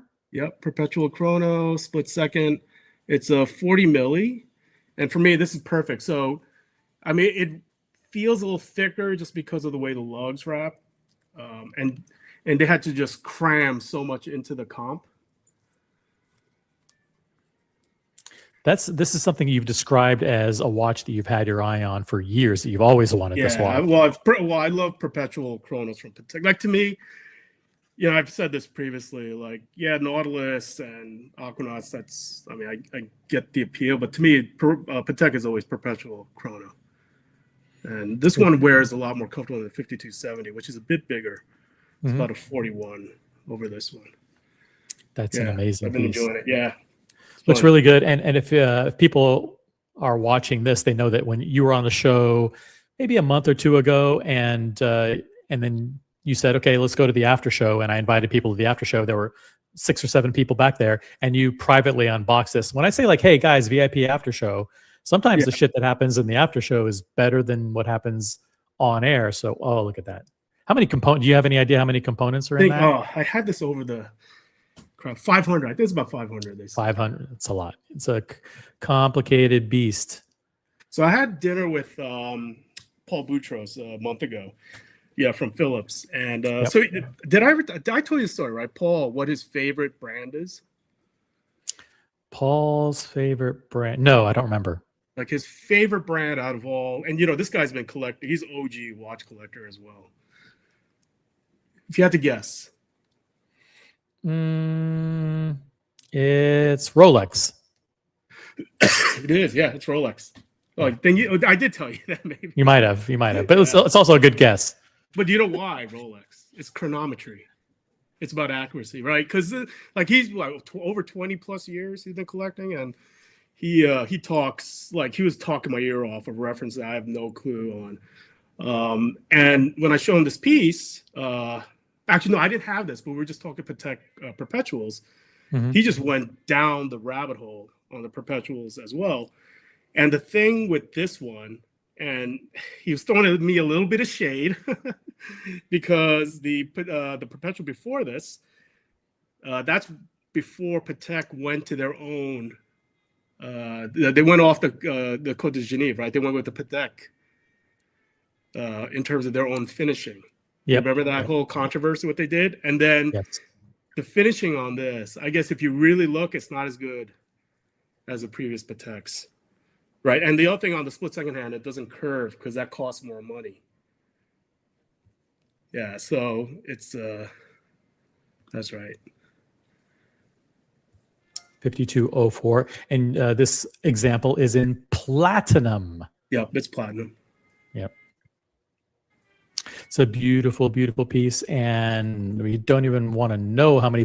Listen, if Patek isn't just Nautilus and Aquanaut, when they're sizing you up at Patek, even if you're buying secondary, they want to know that you like, if you don't like stuff like this, if you don't like complications of dress watches, Patek really isn't for you. I mean, I guess if you're like, you want to get that one hype piece, you can do it. But I mean, yeah, this is Patek. I did get on the secondary, by the way. So this run stopped in 2019. I got it from a collector in Japan. And it didn't dawn on me, and I realized later on, the papers are in English, but the manuals are all in kanji. So, not that it would matter if it was English. I would not be able to figure out how to set the the perpetual, all the different buttons and whatnot. But that's actually pretty cool seeing everything in kanji. Do you put that on do you put that on a winder? It's a manual. No, it's a manual. So I keep it on my desk and I wind it every morning. So manual wind. So yeah, you got to wind it every single day, right. Or else. Now. But have you forgotten to wind it, and then you had to go back and figure out how to catch it up? It has about 40 hours. I forget the exact spec. 40. So it has a little bit of a reserve. A little bit of power reserve. A little bit. Yeah, a little bit. But yep, it's my. I've been wearing this most as of late. Unfortunately, it doesn't have a tack. What, everybody doesn't use their tack? Tacking. No. Kino Pravda asks, how many jewels? It's 30. It's 34 jewels. I know you're asking as a joke, but it's 34 jewels. Not that that matters, but. Is it really? I don't know. Yeah, right? It is. Mikey asks, is Barossa going to launch in Europe in the future? Yeah, so Mikey, great question. Mainly US right now. I just want to get US nailed. The reality is US is a big enough market, but yeah, Europe, we have a handful of countries we're targeting to launch in, as well as in the South American continent, and then a handful of countries in Asia. So it's not going to be blanket. It's going to be very specific countries, but yeah, Europe is on the horizon. So you picked up this beautiful Patek Platinum split second chronograph perpetual calendar. And I got a bargain. It was a bargain, absolute steal. I have no issue saying that either. It's a private party Japanese collector. Yes. Or was someone brokering it on your behalf? Well, somebody connected me with them. Someone but, connected. The VIG, it was minor. Like use the word VIG. I'm from New York, man. Yeah, the VIG was very small. The commission, the finder's fee. That's right. The finder's fee. It was more of a favor, but yeah, it was small. We have 75 people watching this. The proceeds from the show go to benefit Ronald McDonald House and St. Jude Children's Research Hospital. There's a link that's pinned at the top of the chat. Thank you guys for clicking on it and supporting the cause. Cars and Chrono is here to do an unboxing. So, if you're in the mood, click on that link, support the causes. We've already had some extremely generous donations so far, but I just want to remind you that is there. And then last week or a few days ago, you and I've had the privilege of joining you to visit the FP Journe boutique on Sunset Boulevard. Yeah. It had to have been like three or 4 years ago or whenever it was. Yeah, it was a while. And there's a guy named, I'm not going to say his name, starts with a K. Yeah. He's a super hospitable guy and He's a everybody library in of Jorn. Yeah, everybody knows Yes. in Jorn. If you know who it is. Yeah. Super nice guy, and I remember looking through pieces and just in awe of. And I'm just haven't ever requested a Jorn, but he would be the kind of guy that would inspire me to get a piece. Just his knowledge and enthusiasm for the brand. He was a very good ambassador and evangelist for the brand. And we met with the. So you've been working with the brand a long time. Yes. Yep. And you finally picked up a new piece from FP Journe, and it's a good one. It's a really, really good one. Well, it speaks to me. Like, I mean, you can pull it off. I have no issues folks seeing it. But it's very dear to me because of my hobbies and what I'm into. Let me pull it up here. I will pull it up from probably from your Instagram. Would be a good photo on there. Yeah.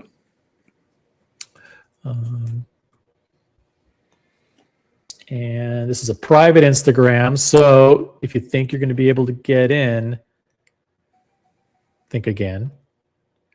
Let me see if I can pull up a story. Oh, yeah. I can do it. Pull it up on the story here. And boom. There it is. Now, the official name of this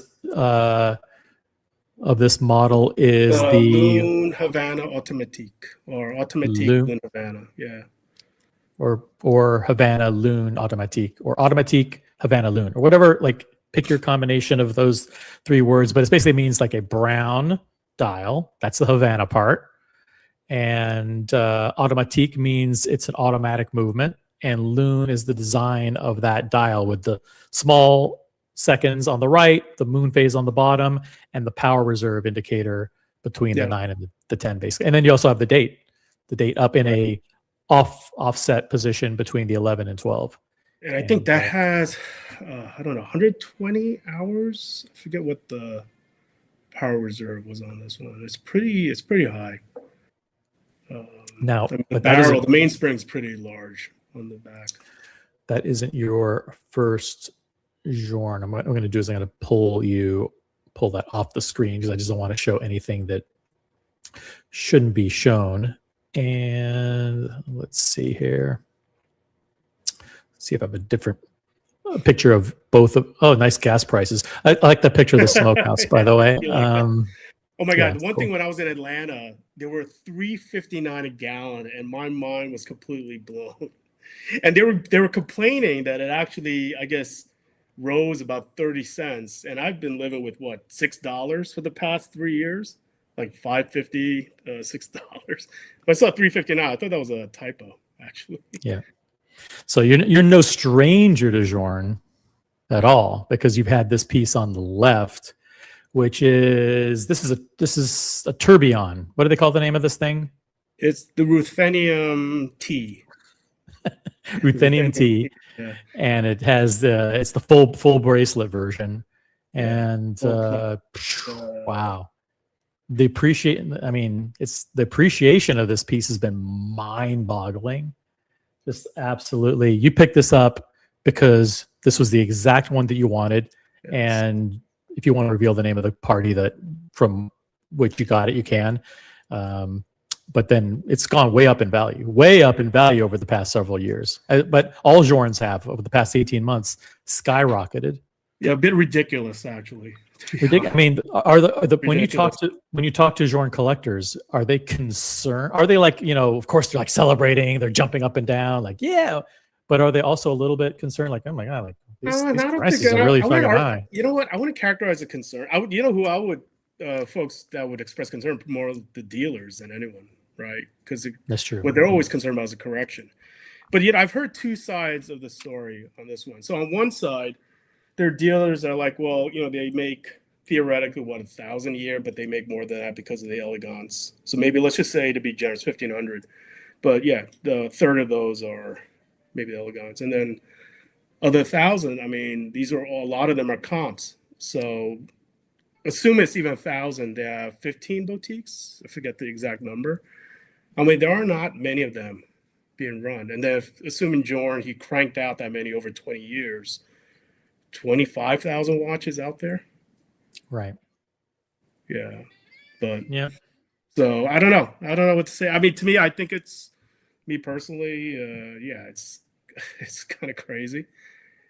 But I mean, the hobby in general is crazy because I have friends that, when I spend 10 grand on a watch, they're like, what's wrong with you? Don't you have an iPhone? But they don't get the hobby. This is one hell of a 2-piece Jorn combo right here. Yeah, it's fun. Definitely fun. Yeah, so that's so the reason why I like the Luna Havana, I like cigars. So that's going to be my cigar stick. Yeah. Congratulations. Brody says, Thank you. really, 160-hour power reserve Bajorn chose to only indicate 120 to guarantee optimal chronometric precision and stable torque. The thing about Brody is he knows a lot about watches, not just hype watches either. He knows a lot about Bajorn. You ask him about Grubel 4C, he knows about it. You ask him about all kinds of different brands. He knows a lot of. He's like a huge asset. He actually knows and loves watches. Brody. He does. Yeah. Yep. He had a massive pickup as well. Brody did. Yeah, he did. Yeah, his whole thing was he came up with that cost per wear, the CPW, last year. Is that a thing? That's a thing. It's a KPI that he developed in the watch hobby. How do you track the cost per wear? Well, it's basically the cost of the piece is a known figure, and then how many times you wear it per year. And if you have very high cost per wear, like you wore something 3 times, but it costs $100,000, that's on annual, that's $33,000 per wear per year. Whereas if you have something that you bought for $50,000, but you wear it 4 times a week, or 200 days a year, it's kind of a very low cost per wear. So his thought was like, I can get rid of this and this and this and this and buy a Richard Mille 6701, and even though it's $150,000 watch, it's going to be a very effective cost per wear because I'm going to wear the hell out of this thing, and it's not going to be sitting in a box somewhere. And that's a very logical way of thinking about it. Your collection. It's very hard to have low cost per wear because you have such a broad portfolio of pieces. It's very random, what you say. Right? There's no method to how you figure out, okay. Actually, my method is very easy. I like the dials. If their dial looks cool. And then, I mean, my hypothesis when it comes to collectors is outside of, so I think peer, like, it's not pressure, but how your peers view you. I think that carries more weight than people care to admit. So I think there's definitely waiting for that. The other, probably the biggest waiting is just, do you like the dial? I think we're just very visual creatures. And then after you decide, I want this, everything else around provenance, horology, etc., is just justifying why you want to buy the piece. Right? I think those are probably the 2 biggest criteria and drivers. That would be my guess. That's for buying it. What about wearing it? Let's say you already bought it. And I think for me, a dial. Like I just like looking at. Just looking at it. So it doesn't. I mean, you wear black every day, so you don't. It doesn't. It's not about matching your shirt or anything. So no. Well, yeah, because I'm not the thinnest guy, so black helps me. You're a thin guy. But do you ever think like, okay, well, I'm driving the X, and that car is gray, so I'm going to wear something. No, never. The car doesn't factor in. Yeah. You don't track it. It's the bullshit that you tell yourself to justify the purchase. Yeah, exactly. Okay. There you go. Yeah. The cost per wear. CPW, huh? All right. See, cost per wear. And then the thing is like, the higher the number, the worse it is. So it's like inverse relationship. High cost per wear is bad. You want. Yep. I get it. All right. So like let's see what we have. We've got a bottle. We've got matchboxes or something that's sitting on a coaster. Because you're always doing. Oh, you think these are all hints? These are all hints. So let me try and figure out. Okay, we got the lighter. This is a PT. What they call this thing? Dumont something lighter, right? DuPont. Yeah, DuPont. No, honestly, there are no hidden Easter eggs here, bro. I think you're giving me way too much credit. LC. Literally way too much credit. All right, we're not going to drag this out all night, guys. I promise. There's over 60 people watching. It's a lot of people for this channel. We usually get like 7-8 people max. So, listen, I'm gonna mention it one more time. The stream is here to support for tonight. St. Jude Children's Research Hospital. The link is pinned at the top of the chat. Also, there's a link to support if you like Ronald McDonald House Charities. Support that. We already got a $100 donation from Cars and Chrono himself, $100 from Boxer fans for Ronald McDonald House. We got 100 from Gatsby. We got 100 from Chalk Flew Up for St. Jude Children's Research Hospital. Take advantage of the opportunity to show your generosity and your support for the watch community, and as an expression, a symbol of your support for people who donate their time to show and celebrate these unboxings with us. I don't know what it is. If you guys want to start in the chat with questions about the brand or questions about the movement or questions about the functionality,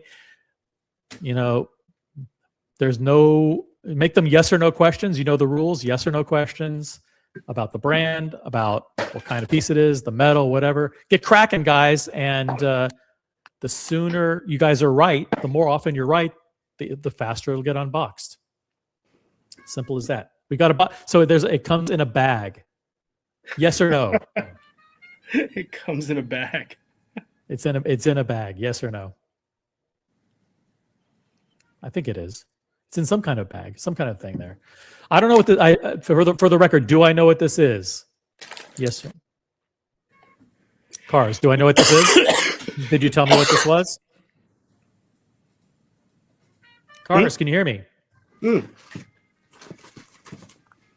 Sorry, I'm getting over a cold. Sorry. What was that? No, it's okay.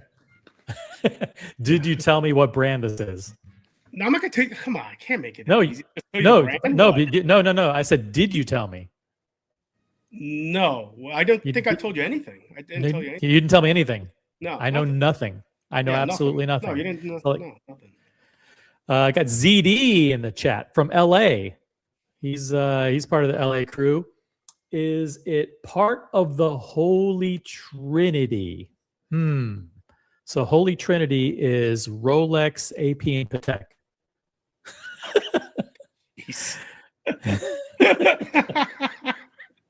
These guys, man. That's my Holy Trinity. It could be Holy Trinity or not, but listen, the only OC approved brands are Rolex, Patek, AP, Richard Mille, and Journe. So those are your approved brands. Those are the approved brands. It may not be an approved brand. I don't even know.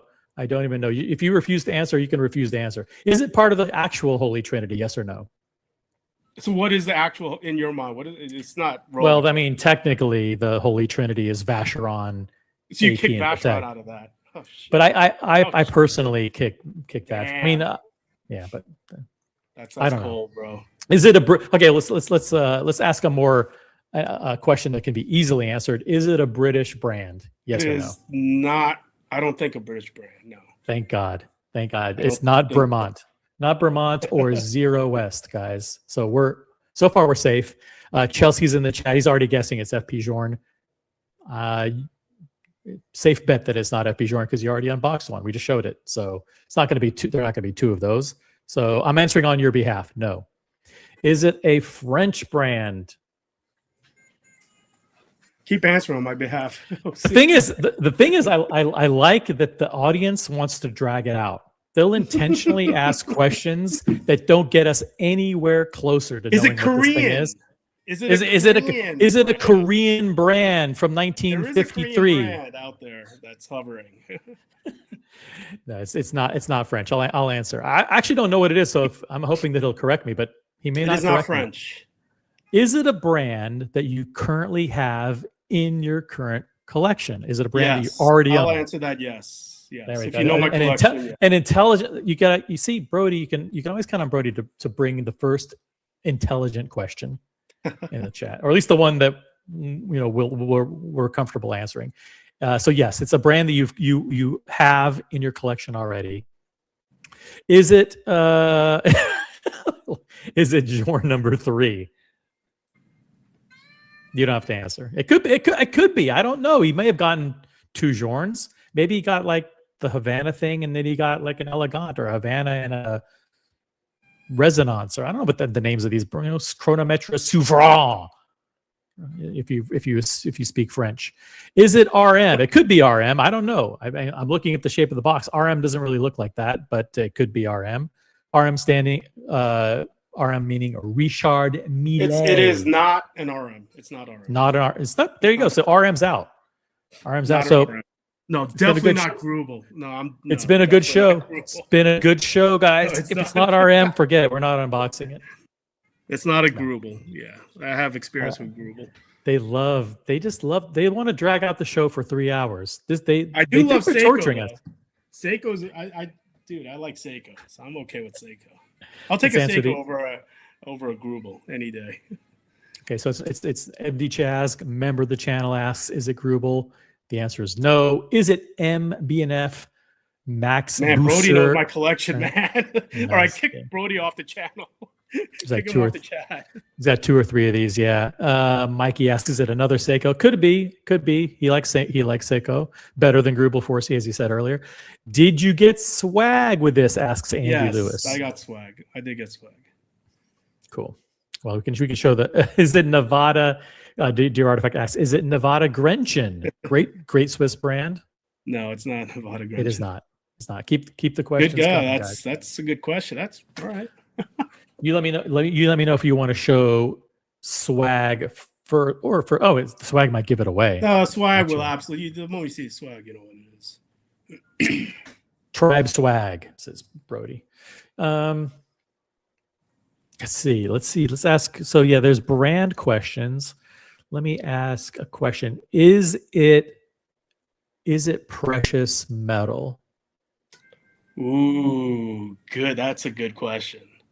And precious metal can be loosely defined. Let me ask you this. Let me ask you a question. Do you think it is or no? What do you think? Should we make a wager on it? Let's make a wager. You and I will do. When you come out of LA, who buys the first round? You down? Okay, we can. Yeah, we're down for that. Sure. All right, cool. I'm gonna put that in the chat. Hold on for posterity. Yeah, put in the chat. Yeah, document it. All right, let me document it.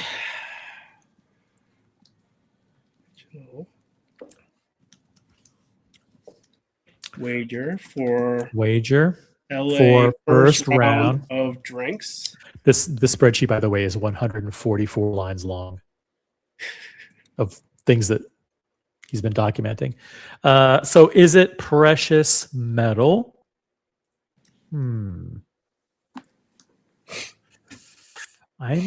Let's see. I mean, the odds are that odds are yes. The odds are yes. It's not steel. The precious metal, it could be ceramic or titanium or plastic. No, all right, I'll give you this. Plastic to me is not precious metal. Plastic is precious metal. Yeah. Okay. I don't know what plastic piece I would have picked up. Is it okay? I can ask it. Like, is it? Wait, hold on. Can I ask a question to the chat? Is titanium? Of course. Is titanium precious metal in your mind? I think titanium is an alternate material. It wouldn't be considered is it precious metal? Tantalum? No. Tantalum, titanium. Tantalum and titanium are not precious. Precious is gold and platinum, I think. Silver? Yeah, silver is precious. Copper? What is the definition that it's in the periodic table? I mean, I'm not sure what. I'm not sure. Watch is made out of metals. Yeah. It's listen, I think it's going to be stainless steel. It could be stainless steel. Call it. Which one you're going? Pick it. I'm trying to hedge my put it in by... the chat. Type it in the chat. I don't want to be accused later on that I put it. Okay, I'm going to type it in the chat. It is, with the capital is, precious metal. Boom. See, and the thing is, like, the worst that can happen is I owe a round of drinks. So it's really not a big deal. See, this is another alternate material. Carbon fiber, QTPT. Well, but it's not Richard Mille, but it could be carbon fiber or just plain carbon or ceramic or titanium. Let's see. Palladium is a precious metal. Is it a Longa Odysseus? This is a very specific guess. Yes or no? That's a good. Yeah, I caught up with Anne. folks who know her out on the West Coast, they have an incredible, not the double split, another split second, Longa. But no, if there was a Longa I was going to pick up, that would be the one, not the Odysseus. And that's a banger. Let me pull it up. Let me send you a mess. I'll show you a photo. I want to get the folks' opinion on this one. So this would be my second Longa. Send in WhatsApp if you can. Send in WhatsApp. Okay. If you can't, that's okay. Yeah, I'll do it on WhatsApp. Should I do one with you and? We can do it. Whichever one's easier. You can do it alone, or you can do it with the other person. Yeah, I'll do it with the other person. It's just because it's there. Yeah, it's just I can't. You can't be Dude, forced. Click on a plus sign and then type in OC. All right, let me do that. I'll send it to you, OC. 84 people watching. We're doing the stream for philanthropic causes tonight. Huge shout out to, is it Jeff? Oh, it's Jeff. Miami Jeff is in the chat. Dude, Miami Jeff, hop on, man. You got to hop on, bro. So if anybody's out there, let's see, I'll drop the link. Anybody wants to jump on the panel? Hey, Miami Jeff, hopefully you can make it out to LA, man. That'd be awesome. Miami Jeff, I had dinner with him on Friday night. He may be in the process of flying right now, and he's watching on the plane, or he's either in the airport because I know he was flying back today. Thank you very much, Jeff, for your $100 donation to St. Jude Children's Research Hospital. Congrats on the new piece, cars, and also joining the Havana Loon Club. As you know, that watch is known as the Jeff within the watch community because he was the first person to get it, the Havana Loon Automatique. So he's welcoming you into his Journe Club. He's very cheap. That's right. Jeff has one. He's got the plat. I did the rose gold. I can't get Jeff. You have rose gold. Do you have a 40 or 42? 40. I'm not as big as Jeff, man. My wrist got man, he's gonna use that against you. He's like, oh yeah, you got the rose gold one. That looks good on your wrist. Is that what he said?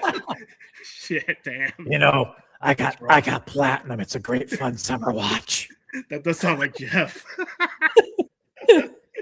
Hey, Jeff. Yeah. Congratulations, man.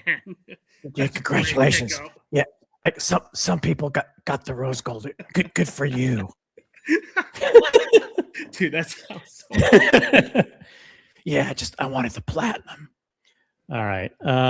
Jeff, $100 to St. Jude Children's Hospital. And huge shout out to MD Chaz, $10 donation to support Ronald McDonald House Charities. Thank you, MD Chaz. And America, $100 donation to Ronald McDonald House Charities. America is in.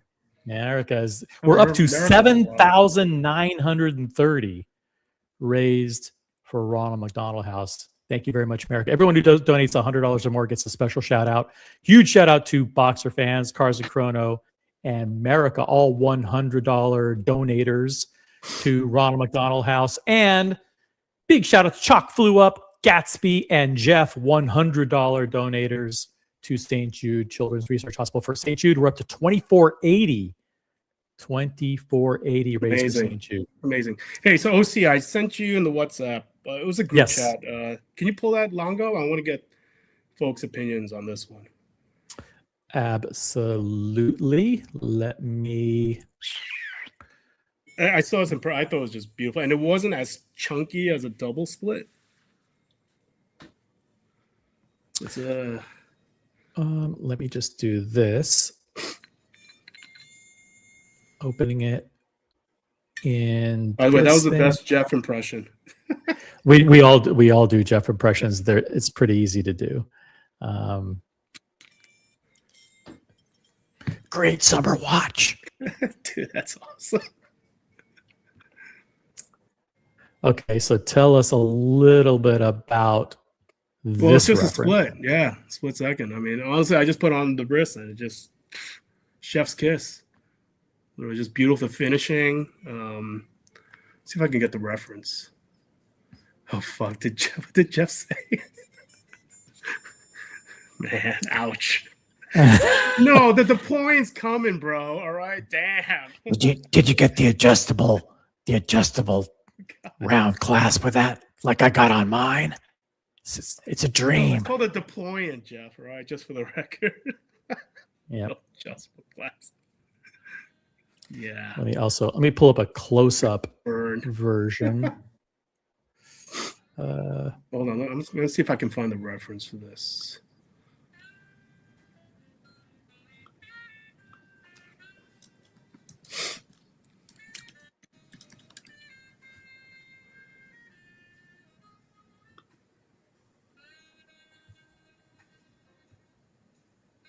Here's a nice artistic looking shot.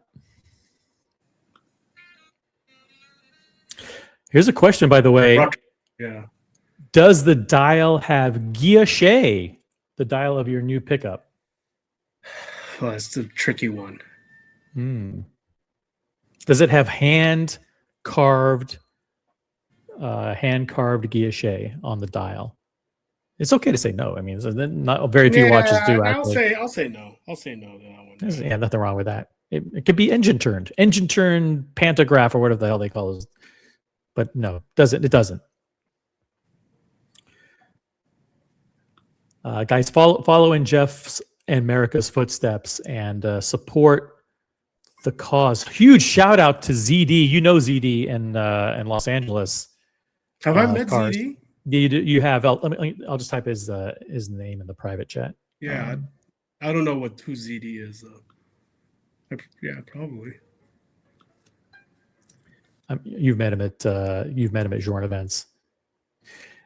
Huge shout out to ZD, who just donated $100 nice to St. Jude Children's Research Hospital. The people in this community are the absolute best, the most positive, the most generous, the most supportive, and the evidence of that comes through time after time after time when we do these streams for charity. ZD, man, you are the best. Looking forward to seeing you in Los Angeles sometime soon. He came on and he does crazy unboxings. Yeah, he does unbelievable unboxings. Yeah, let's. So I'm compiling a list right now. So let me just add them to the list for sure. So what I'm thinking is for our meetup. So my friend, he runs the beverage program for Nobu globally. So he opens up all the bars and yeah, he basically runs beverage. So maybe we could do something in Malibu at Nobu for an afternoon and then kick it. A little bit of cigars afterwards. And then there's a company, a private dealer. They built a brand new, basically watch club above the new AP location in Beverly Hills. It's literally, they have lockers and a private space. That'd be a cool space to check out as well. On the after show, I'll share with you my latest cigar experience that happened in Miami. I think you'll get a kick out of the story. I would love that. It was right before and after we went to AP House in Miami. It was fun times for all. So this is at the 1815 Ratraponte in Platinum, and yeah, this is like when we were doing the after show, when you were unboxing the Patek split second chronograph. You're like, hey, like, don't you guys know me? Because we were going on for like 2 hours. You were stringing it along. We were guessing. We were getting all these wrong guesses, and you're like, dude, I like cars. Right? I like cars more than I like watches. Like, cars, chronographs. Like, I'm cars and chronos, remember? So yeah, I mean, this watch is definitely you. What do you think, OC? What's your honest take on this? Honest take. Yeah, I'm OT take. Yeah. Are you a Longa guy to begin with or no? I mean, I think Longas are too thick for me personally, but their watches are thick by design because they have a lot of components and they're manual wind and they're designed as chunky watches. This to me doesn't work at all for me personally. I think it's way too monochromatic. And I'm not a huge fan of the vertical orientation of the subdials. Having them at the 12 and the 6, for me, it throws it off because I like to see brand names like in a centralized location, like at the 12 or at the 6, and having like writing on the left or the right, for me, just throws me off. So for me personally, I wouldn't buy this, but that doesn't mean that tons of people wouldn't love this watch. Yeah, it was beautiful. No, I appreciate and respect everything you just said. Yeah, and again, I'm not the biggest. They are very big for me. This was just beautiful, and yeah, in the hands, and the movement is just like oof. Of course. And it's not as thick, as the other. Split seconds. Also, look, if you look at this one, like the chapter ring is a little thick. Like, so you have the width of the case. Yes. And then you have the dial. Then you have a chapter ring there, which is a pretty, and you have the tachymeter on the chapter ring, which is okay. It doesn't look bad, but it's just like it's a thick chapter ring, and it looks like the dial and the movement doesn't go all the way out to the edge of the case. I'm probably wrong, because if you flipped it over, it probably looks phenomenal underneath. But anyway, that's my uninformed, uneducated hot take. No, that's a good take. That's a fair take. Guys, we need questions. We're doing an unboxing here, so we're not anywhere closer to knowing the brand. We know nothing about the metal. We know nothing about the complicated. We know absolutely zero at this point, and the blame for that lies all on you guys, because you've had ample opportunity to ask tons of questions. And you've done absolutely bupkis. But someone who's not done bupkis is Andy All right, let's. How about Lewis. this? Can I ask a question? Yeah, but right in 2 seconds, because first I have to say thank you to Andy Lewis, who just donated $100 to St. Jude Children's Research Hospital. Andy Lewis is the best. We're up to $26.80 now for St. Jude. Thank you very much, Andy Lewis. That's amazing. Thank you. So go ahead, Cars. No, I was just going to do. Is it a independent or non-independent? If you had to guess. So you're asking me if it's Yes, independent or you, not? Yeah, you're on the panel. Man. You're the only one on the panel. Folks will chime in on the chat. See, there's nobody. I'm taking all the fire here, guys. All the arrows. Host, man. You're the fucking host. No, but you're the only guy who's brave enough to be on the panel with OC. Here's a link to join the panel. If you're not doing anything, and come on, we know you're not doing anything on Sunday night anyways, jump on. There's space for a bunch of people. Is it...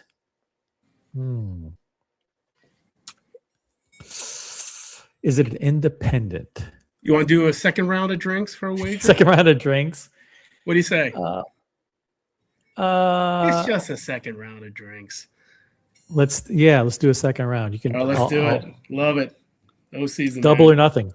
Double or nothing. Okay. Is it an independent brand? Now, Rolex doesn't count as an independent brand. No. Is it? And AP doesn't either. No. Like independent. You know the MB&Fs, the Jour. Yeah. MB&F, Simone Brett, Raoul Page, all that. We know, right? I get technically, financially, corporate hierarchy structure. I get that. Yeah. Is it an independent brand? OC says no. I'm going to say no, and I typed it in the chat. That's probably two extremely expensive rounds of drinks, for which now I'm on the hook. So there you go. It's in the chat already. No. OC says no. All right. So I say no. So that means I've pigeonholed myself into it probably being either Rolex, precious metal, non-independent. That's your call. Basically, yeah. Precious metal, which is ludicrous when you think about it, because I'm basically saying it's like a precious metal Rolex, precious metal Patek, which you already just spent like a fortune on getting your dream Patek, so that makes no sense. Another Vacheron, which is crazy because you got the titanium tourbillon not too long ago. You have a whole bunch. You have the Everest. You have a bunch of Vacheron already. Although it is probably your favorite brand. Fair enough. It is. No, Vacheron by far is my favorite out of the large brands by far. And then you have AP. It could be a crazy AP, and that would save me because you're not going to get a steel Royal Oak or a steel. You're going to get something that's precious metal with complication, like open worked or skeleton or something, double balance nonsense that they make. And it could be either a code or a Royal Oak. You're probably not a code guy, but you could. They introduced a really good code. So it could be AP, and I'm still in the clear. And then you would owe me a fortune, but that's not likely to happen. What is going on here? Okay, we got this is either a Rolex or an AP box because it's dark. Hey, AP, baby. OC fucking approved brand. Let's go.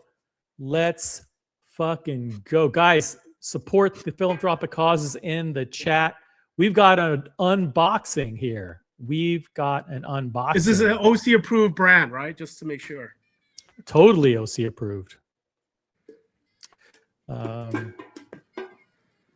Totally OC approved. Let me see. Let me just check. I want to just check the donations coming in. Thank you, Andy Lewis, again, $100. Just to recap for St. Jude, just today, we've had Chalk Flew Up, Brody, Gatsby, Anonymous, Mikey, Jeff, ZD, and Andy Lewis. That's just for today, the donations. And for Ronald McDonald House Charities, we've had Boxer, Vimal, U Cars and Chrono, Andy, Chaz, and America. The donations are just flying in. AP. So okay. So Miss Cars calling me. Just give me 1 sec. Yeah, sure, no problem. I'll be right back. Yeah, not a problem at all. So we've got AP, and the thing is, AP makes ceramic, so it could be white, black, or blue ceramic. And then I'm screwed because I said precious metal. But I'm in the clear on the independent one because AP is not. They're like big Holy Trinity OC approved brand. Guys, if you want to jump on the stream, there's a link that I just dropped called Panel. Check it out. Click on it. You can join Cars and Me on the panel. And then don't forget about the links pinned at the top of the chat, guys. We're doing an unboxing. We're doing it to support philanthropic causes. Yeah, simple as that. So it's an AP. So, guys, start typing in your guesses in the chat. You can inspire me to actually have some good guesses. It's AP. They introduced a bunch of good ones recently. Look at this very specific guess. Let me see if I can pull that one up.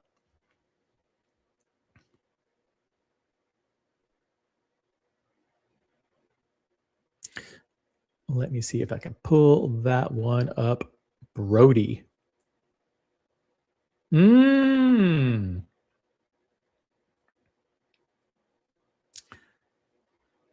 Yeah, is that a new model? That's a discontinued model, I think, right? Because that's the old perpetual calendar movement, Brody. Okay, I think. I'm pretty sure. Double check. Or are you referring to the new one? So there you go. Let me check that one. Let me toss this one into the chat here, into the browser, see what I come up with. Okay. You guys are crazy. Okay, come back. Sorry, guys. Back. Yep. No worries. We have some weird guesses in the chat. Let's see. What are the guesses? This one, yeah. So this is precious metal. Now, see, if you were lying, which you probably were, about the ice container, then this would be the watch. See, but you're not a yellow gold guy. That's the thing. See, a lot of people don't know you like I know you. You're not a. I'm a yellow guy. I don't know if I'm a yellow gold guy. Stop it. Yellow guy. See, the thing is, like when Cars tricked me into answering yes for precious metal, he knows that I kind of really pigeonhole myself because Cars doesn't buy rose gold and he doesn't buy yellow gold. Beside the too bash often. from the FP Too often. that I picked up. a few recent pickups, but you really I do have a Royal Oak in gold, in pink gold. Okay. 50th anniversary, so yeah. But generally speaking, you prefer white metals. Generally. Yeah, no, that's very accurate. You're absolutely right. Okay. For sure. I'm surprised. I kind of know you after all these years. No, you know me very well. A little bit. Tiffany-ish. It's a Tiffany-ish Blue dot. No, but then he's not gonna. I mean, this is a great watch. Is he gonna wear this one? Would he get this one? I don't know. Brody, does that seem like my? Can you see me rolling up at one of our meetups in this piece? The thing is, you see, you fucking tried to throw me off with the ice thing. It didn't work. I picked up on it right away. It's a turquoise dial. Yeah, we got it from the beginning. We got it from unless you're playing mind games. Okay, so it's AP. Congratulations in advance. Thank you. That's an amazing accomplishment. Yeah. To I don't know recap, about accomplishment. It's not accomplishment. no, but recap. The first AP you ever bought was what? Oh, it was, you remember? 15202. Yeah, 6 years ago, Chrono with the. But the thing that cheesed me off, which I think you know me, I don't like the 430 date. The date. Mhm. I can't stand chronographs with the 430 date. I'll never buy another chronograph with a 430 date. Chronographs do not need. Was that a 41 millimeter or a 38? 41, and that's the other thing. It was stainless steel. It was way too big for me. Too big, and it's got the date. So you basically didn't, So that was the first piece that you got. It's a good. Yeah, I think that rules out what this is. Like, I'm not going to buy a chronograph with a 430 date. I don't care what brand it is. It's very regimented of you. Yeah. It is. Yep.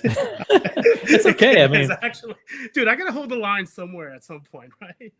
There's so many good watches. You shouldn't have to compromise on a single thing anymore. And we're in the driver's seat now. I absolutely agree. OC. Why compromise on any But my 430 date, it just cheeses me off. That's my thing. Yep. And then after you bought the steel chronograph, what was the next piece after that? Do you remember? That's the gold 50th anniversary. 50th, so that was 2022. Bracelet. Yep. Gold. Took some time off. Yeah. That's a nice. And then really I bought nice Mrs. Carr's the ceramic, the black. So that's a. And then I bought the black offshore in black ceramic. The beast. Yeah, called the Beast, which is it's a bit big for me, but I love the piece. I absolutely just love that piece. All bangers. So guys in the chat, do you think this is a Royal Oak offshore? Do you think it's a Royal Oak, or do you think it's a code 1159? Maybe we do a poll. It could be code 1159. There's nothing wrong with code 1159. As a matter of fact, now is a great time to get one. They're great pickups, man. Well, there's one in particular that is. Let me just show you.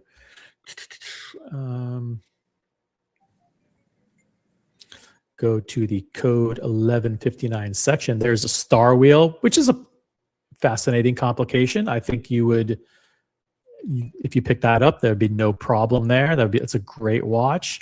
But they also have these super advanced ones. They have these sonories. They have this new one, which one is the new one, guys? Oh, this one right here. Holy shit, this is a good looking watch.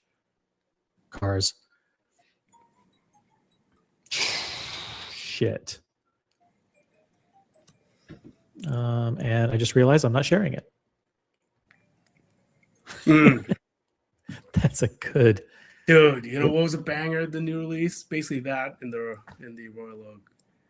That was incredible with the black chapter ring. Yeah, that one is just. Oof. This one is a crazy good looking watch. Best code. And this one has the black ceramic mid case. Yeah, that's pretty sick. That's a sick piece. What are they asking for this one? Do they? It's price on request, but I think it's 100. Won't be 150. You think? Yeah, north of 100. Yeah. Yeah, it's north of. No, yeah, there's nothing like this that's under 100. Someone in the chat, if you search monochrome or Fratello or whatever, and you can pull up the list price for me. Brody is ice blue. Oh, okay. So he's going specific now. Shit. So he's talking about the ice blue. I told you, kick Brody off the chat, man. He's too close. Block him. And the Aventurines I also like from AP. The codes. The Aventurines really nice. The what's that comp with the 3 subdials? Are you talking about the Star Wheel? Yeah, Star Wheel. Yeah, that's a nice piece. So let's see what we have here. There was one. Oh, here we go. This is the new perpetual calendar with the blue grayish dial. 100. This was when they introduced it was 109. Now it's 120.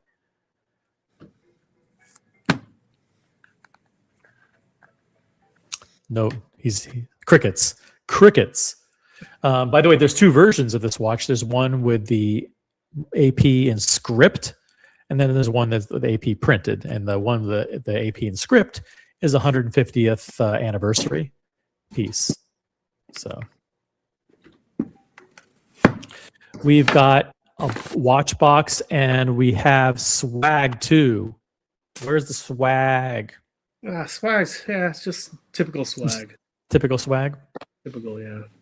See, even Brody says it's the blue ice bucket was the key. It was either turquoise or it was going to be the blue-gray dial. All right, so I'll give you guys a little bit more, and then we can definitely go towards them. So this was in my wish list. So folks that collect AP, you know, you can put wish lists on. And this was literally, I was not expecting it. Came from left field. And like I came back from New York, and you know, my the manager of AP here in Rodeo, she's like, "Hey, man, you want not?" So it was on my wish list, and just randomly it appeared. Which means you can't turn it down when you get offered it. Because you requested it was on my it. wish list. I actually wanted it, so yeah. I know. Yeah, that'd be a double win. Well, I've turned out pizza. When did you add this to your wish list? Ooh, that's a good question. That's a good question. How long ago was it? I don't think it was that long ago, though. Maybe 2 years? I'd say 2 years. 2 years? That's a long time. Wow. 2 years. Yeah. Years. 2 years. If it's 2 years, maybe you asked for like blue ceramic, and then they changed it, and then they came out with a darker blue ceramic, and maybe you got that one. I don't know what is up with it. By the way, I'm just telling you honestly, the bigger hint was the image that OC put on his YouTube channel, not this, which he crushed and killed. It's not literally the icebox. This is my one icebox. I mean, the ice bucket has nothing to do with it. It was just it's just Twinky Dinky. I don't know. Okay, hold on a second. Hold on a second. Okay. I'm going to get that exact image, and I'm going to bring it up.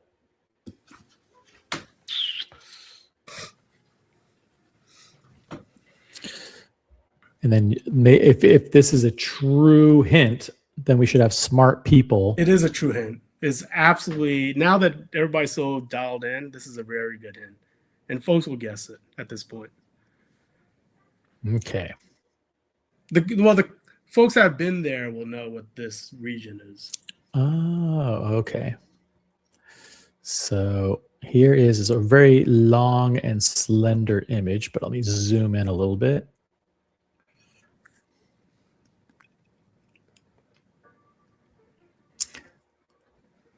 Okay.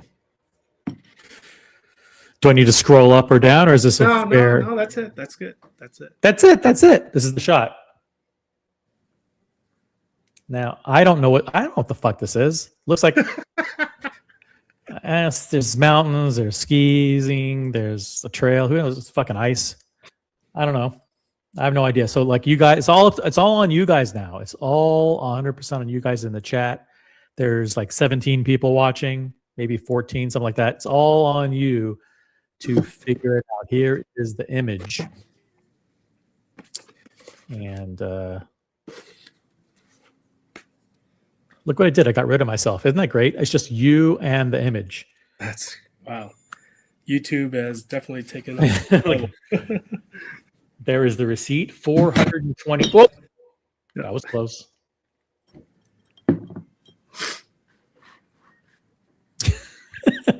What is it, guys? I see. The thing is, we still don't know if it's Royal Oak Offshore, or Code. We don't even know that.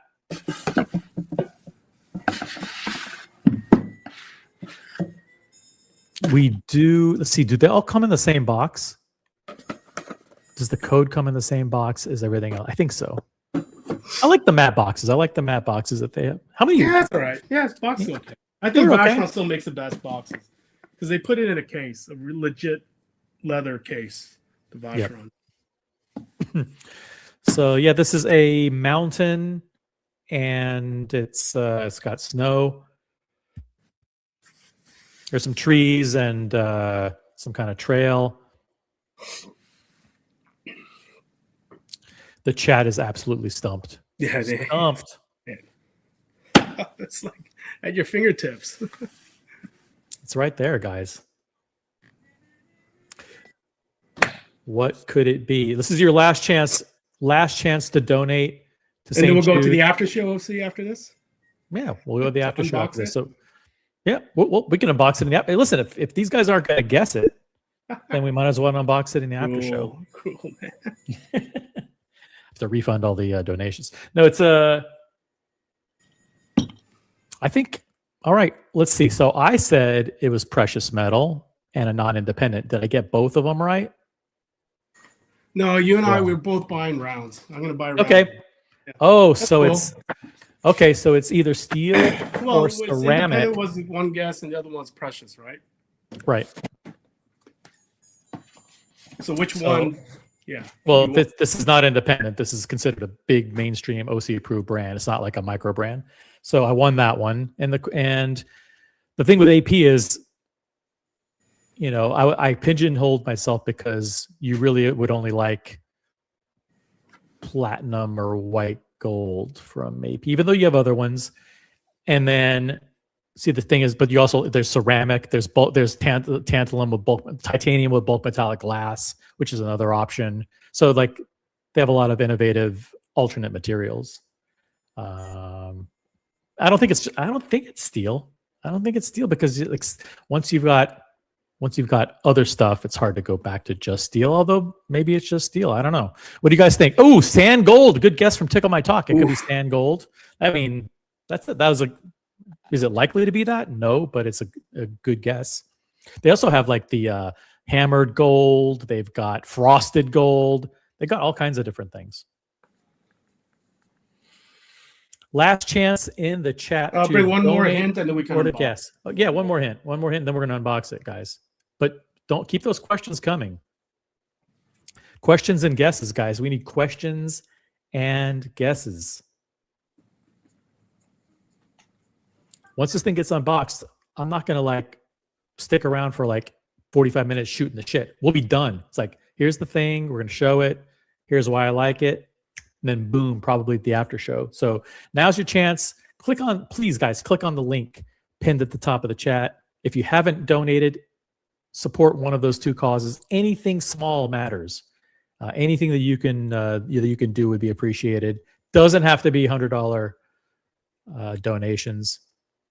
Although I do want to thank Boxer, America, Cars and Chrono, Gatsby, Chalk Flew Up, Jeff, Andy Lewis, and ZD, all $100 donations tonight. Pretty incredible. These guys are amazing. Totally cool guys. Johnny O from Chicago says it's a frosted gold. Frosted gold. I don't think so. It's not going to be frosted gold. I think that's a little bit too flashy for cars. Interesting guess. Let's see. He's got a football in the background. He's still got the ice bucket, which 100% is a guess, even though he denies it's a clue, even though he denies it. What else do we have there?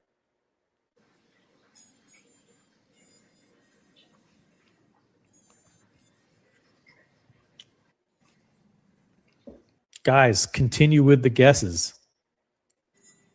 We are unboxing for good.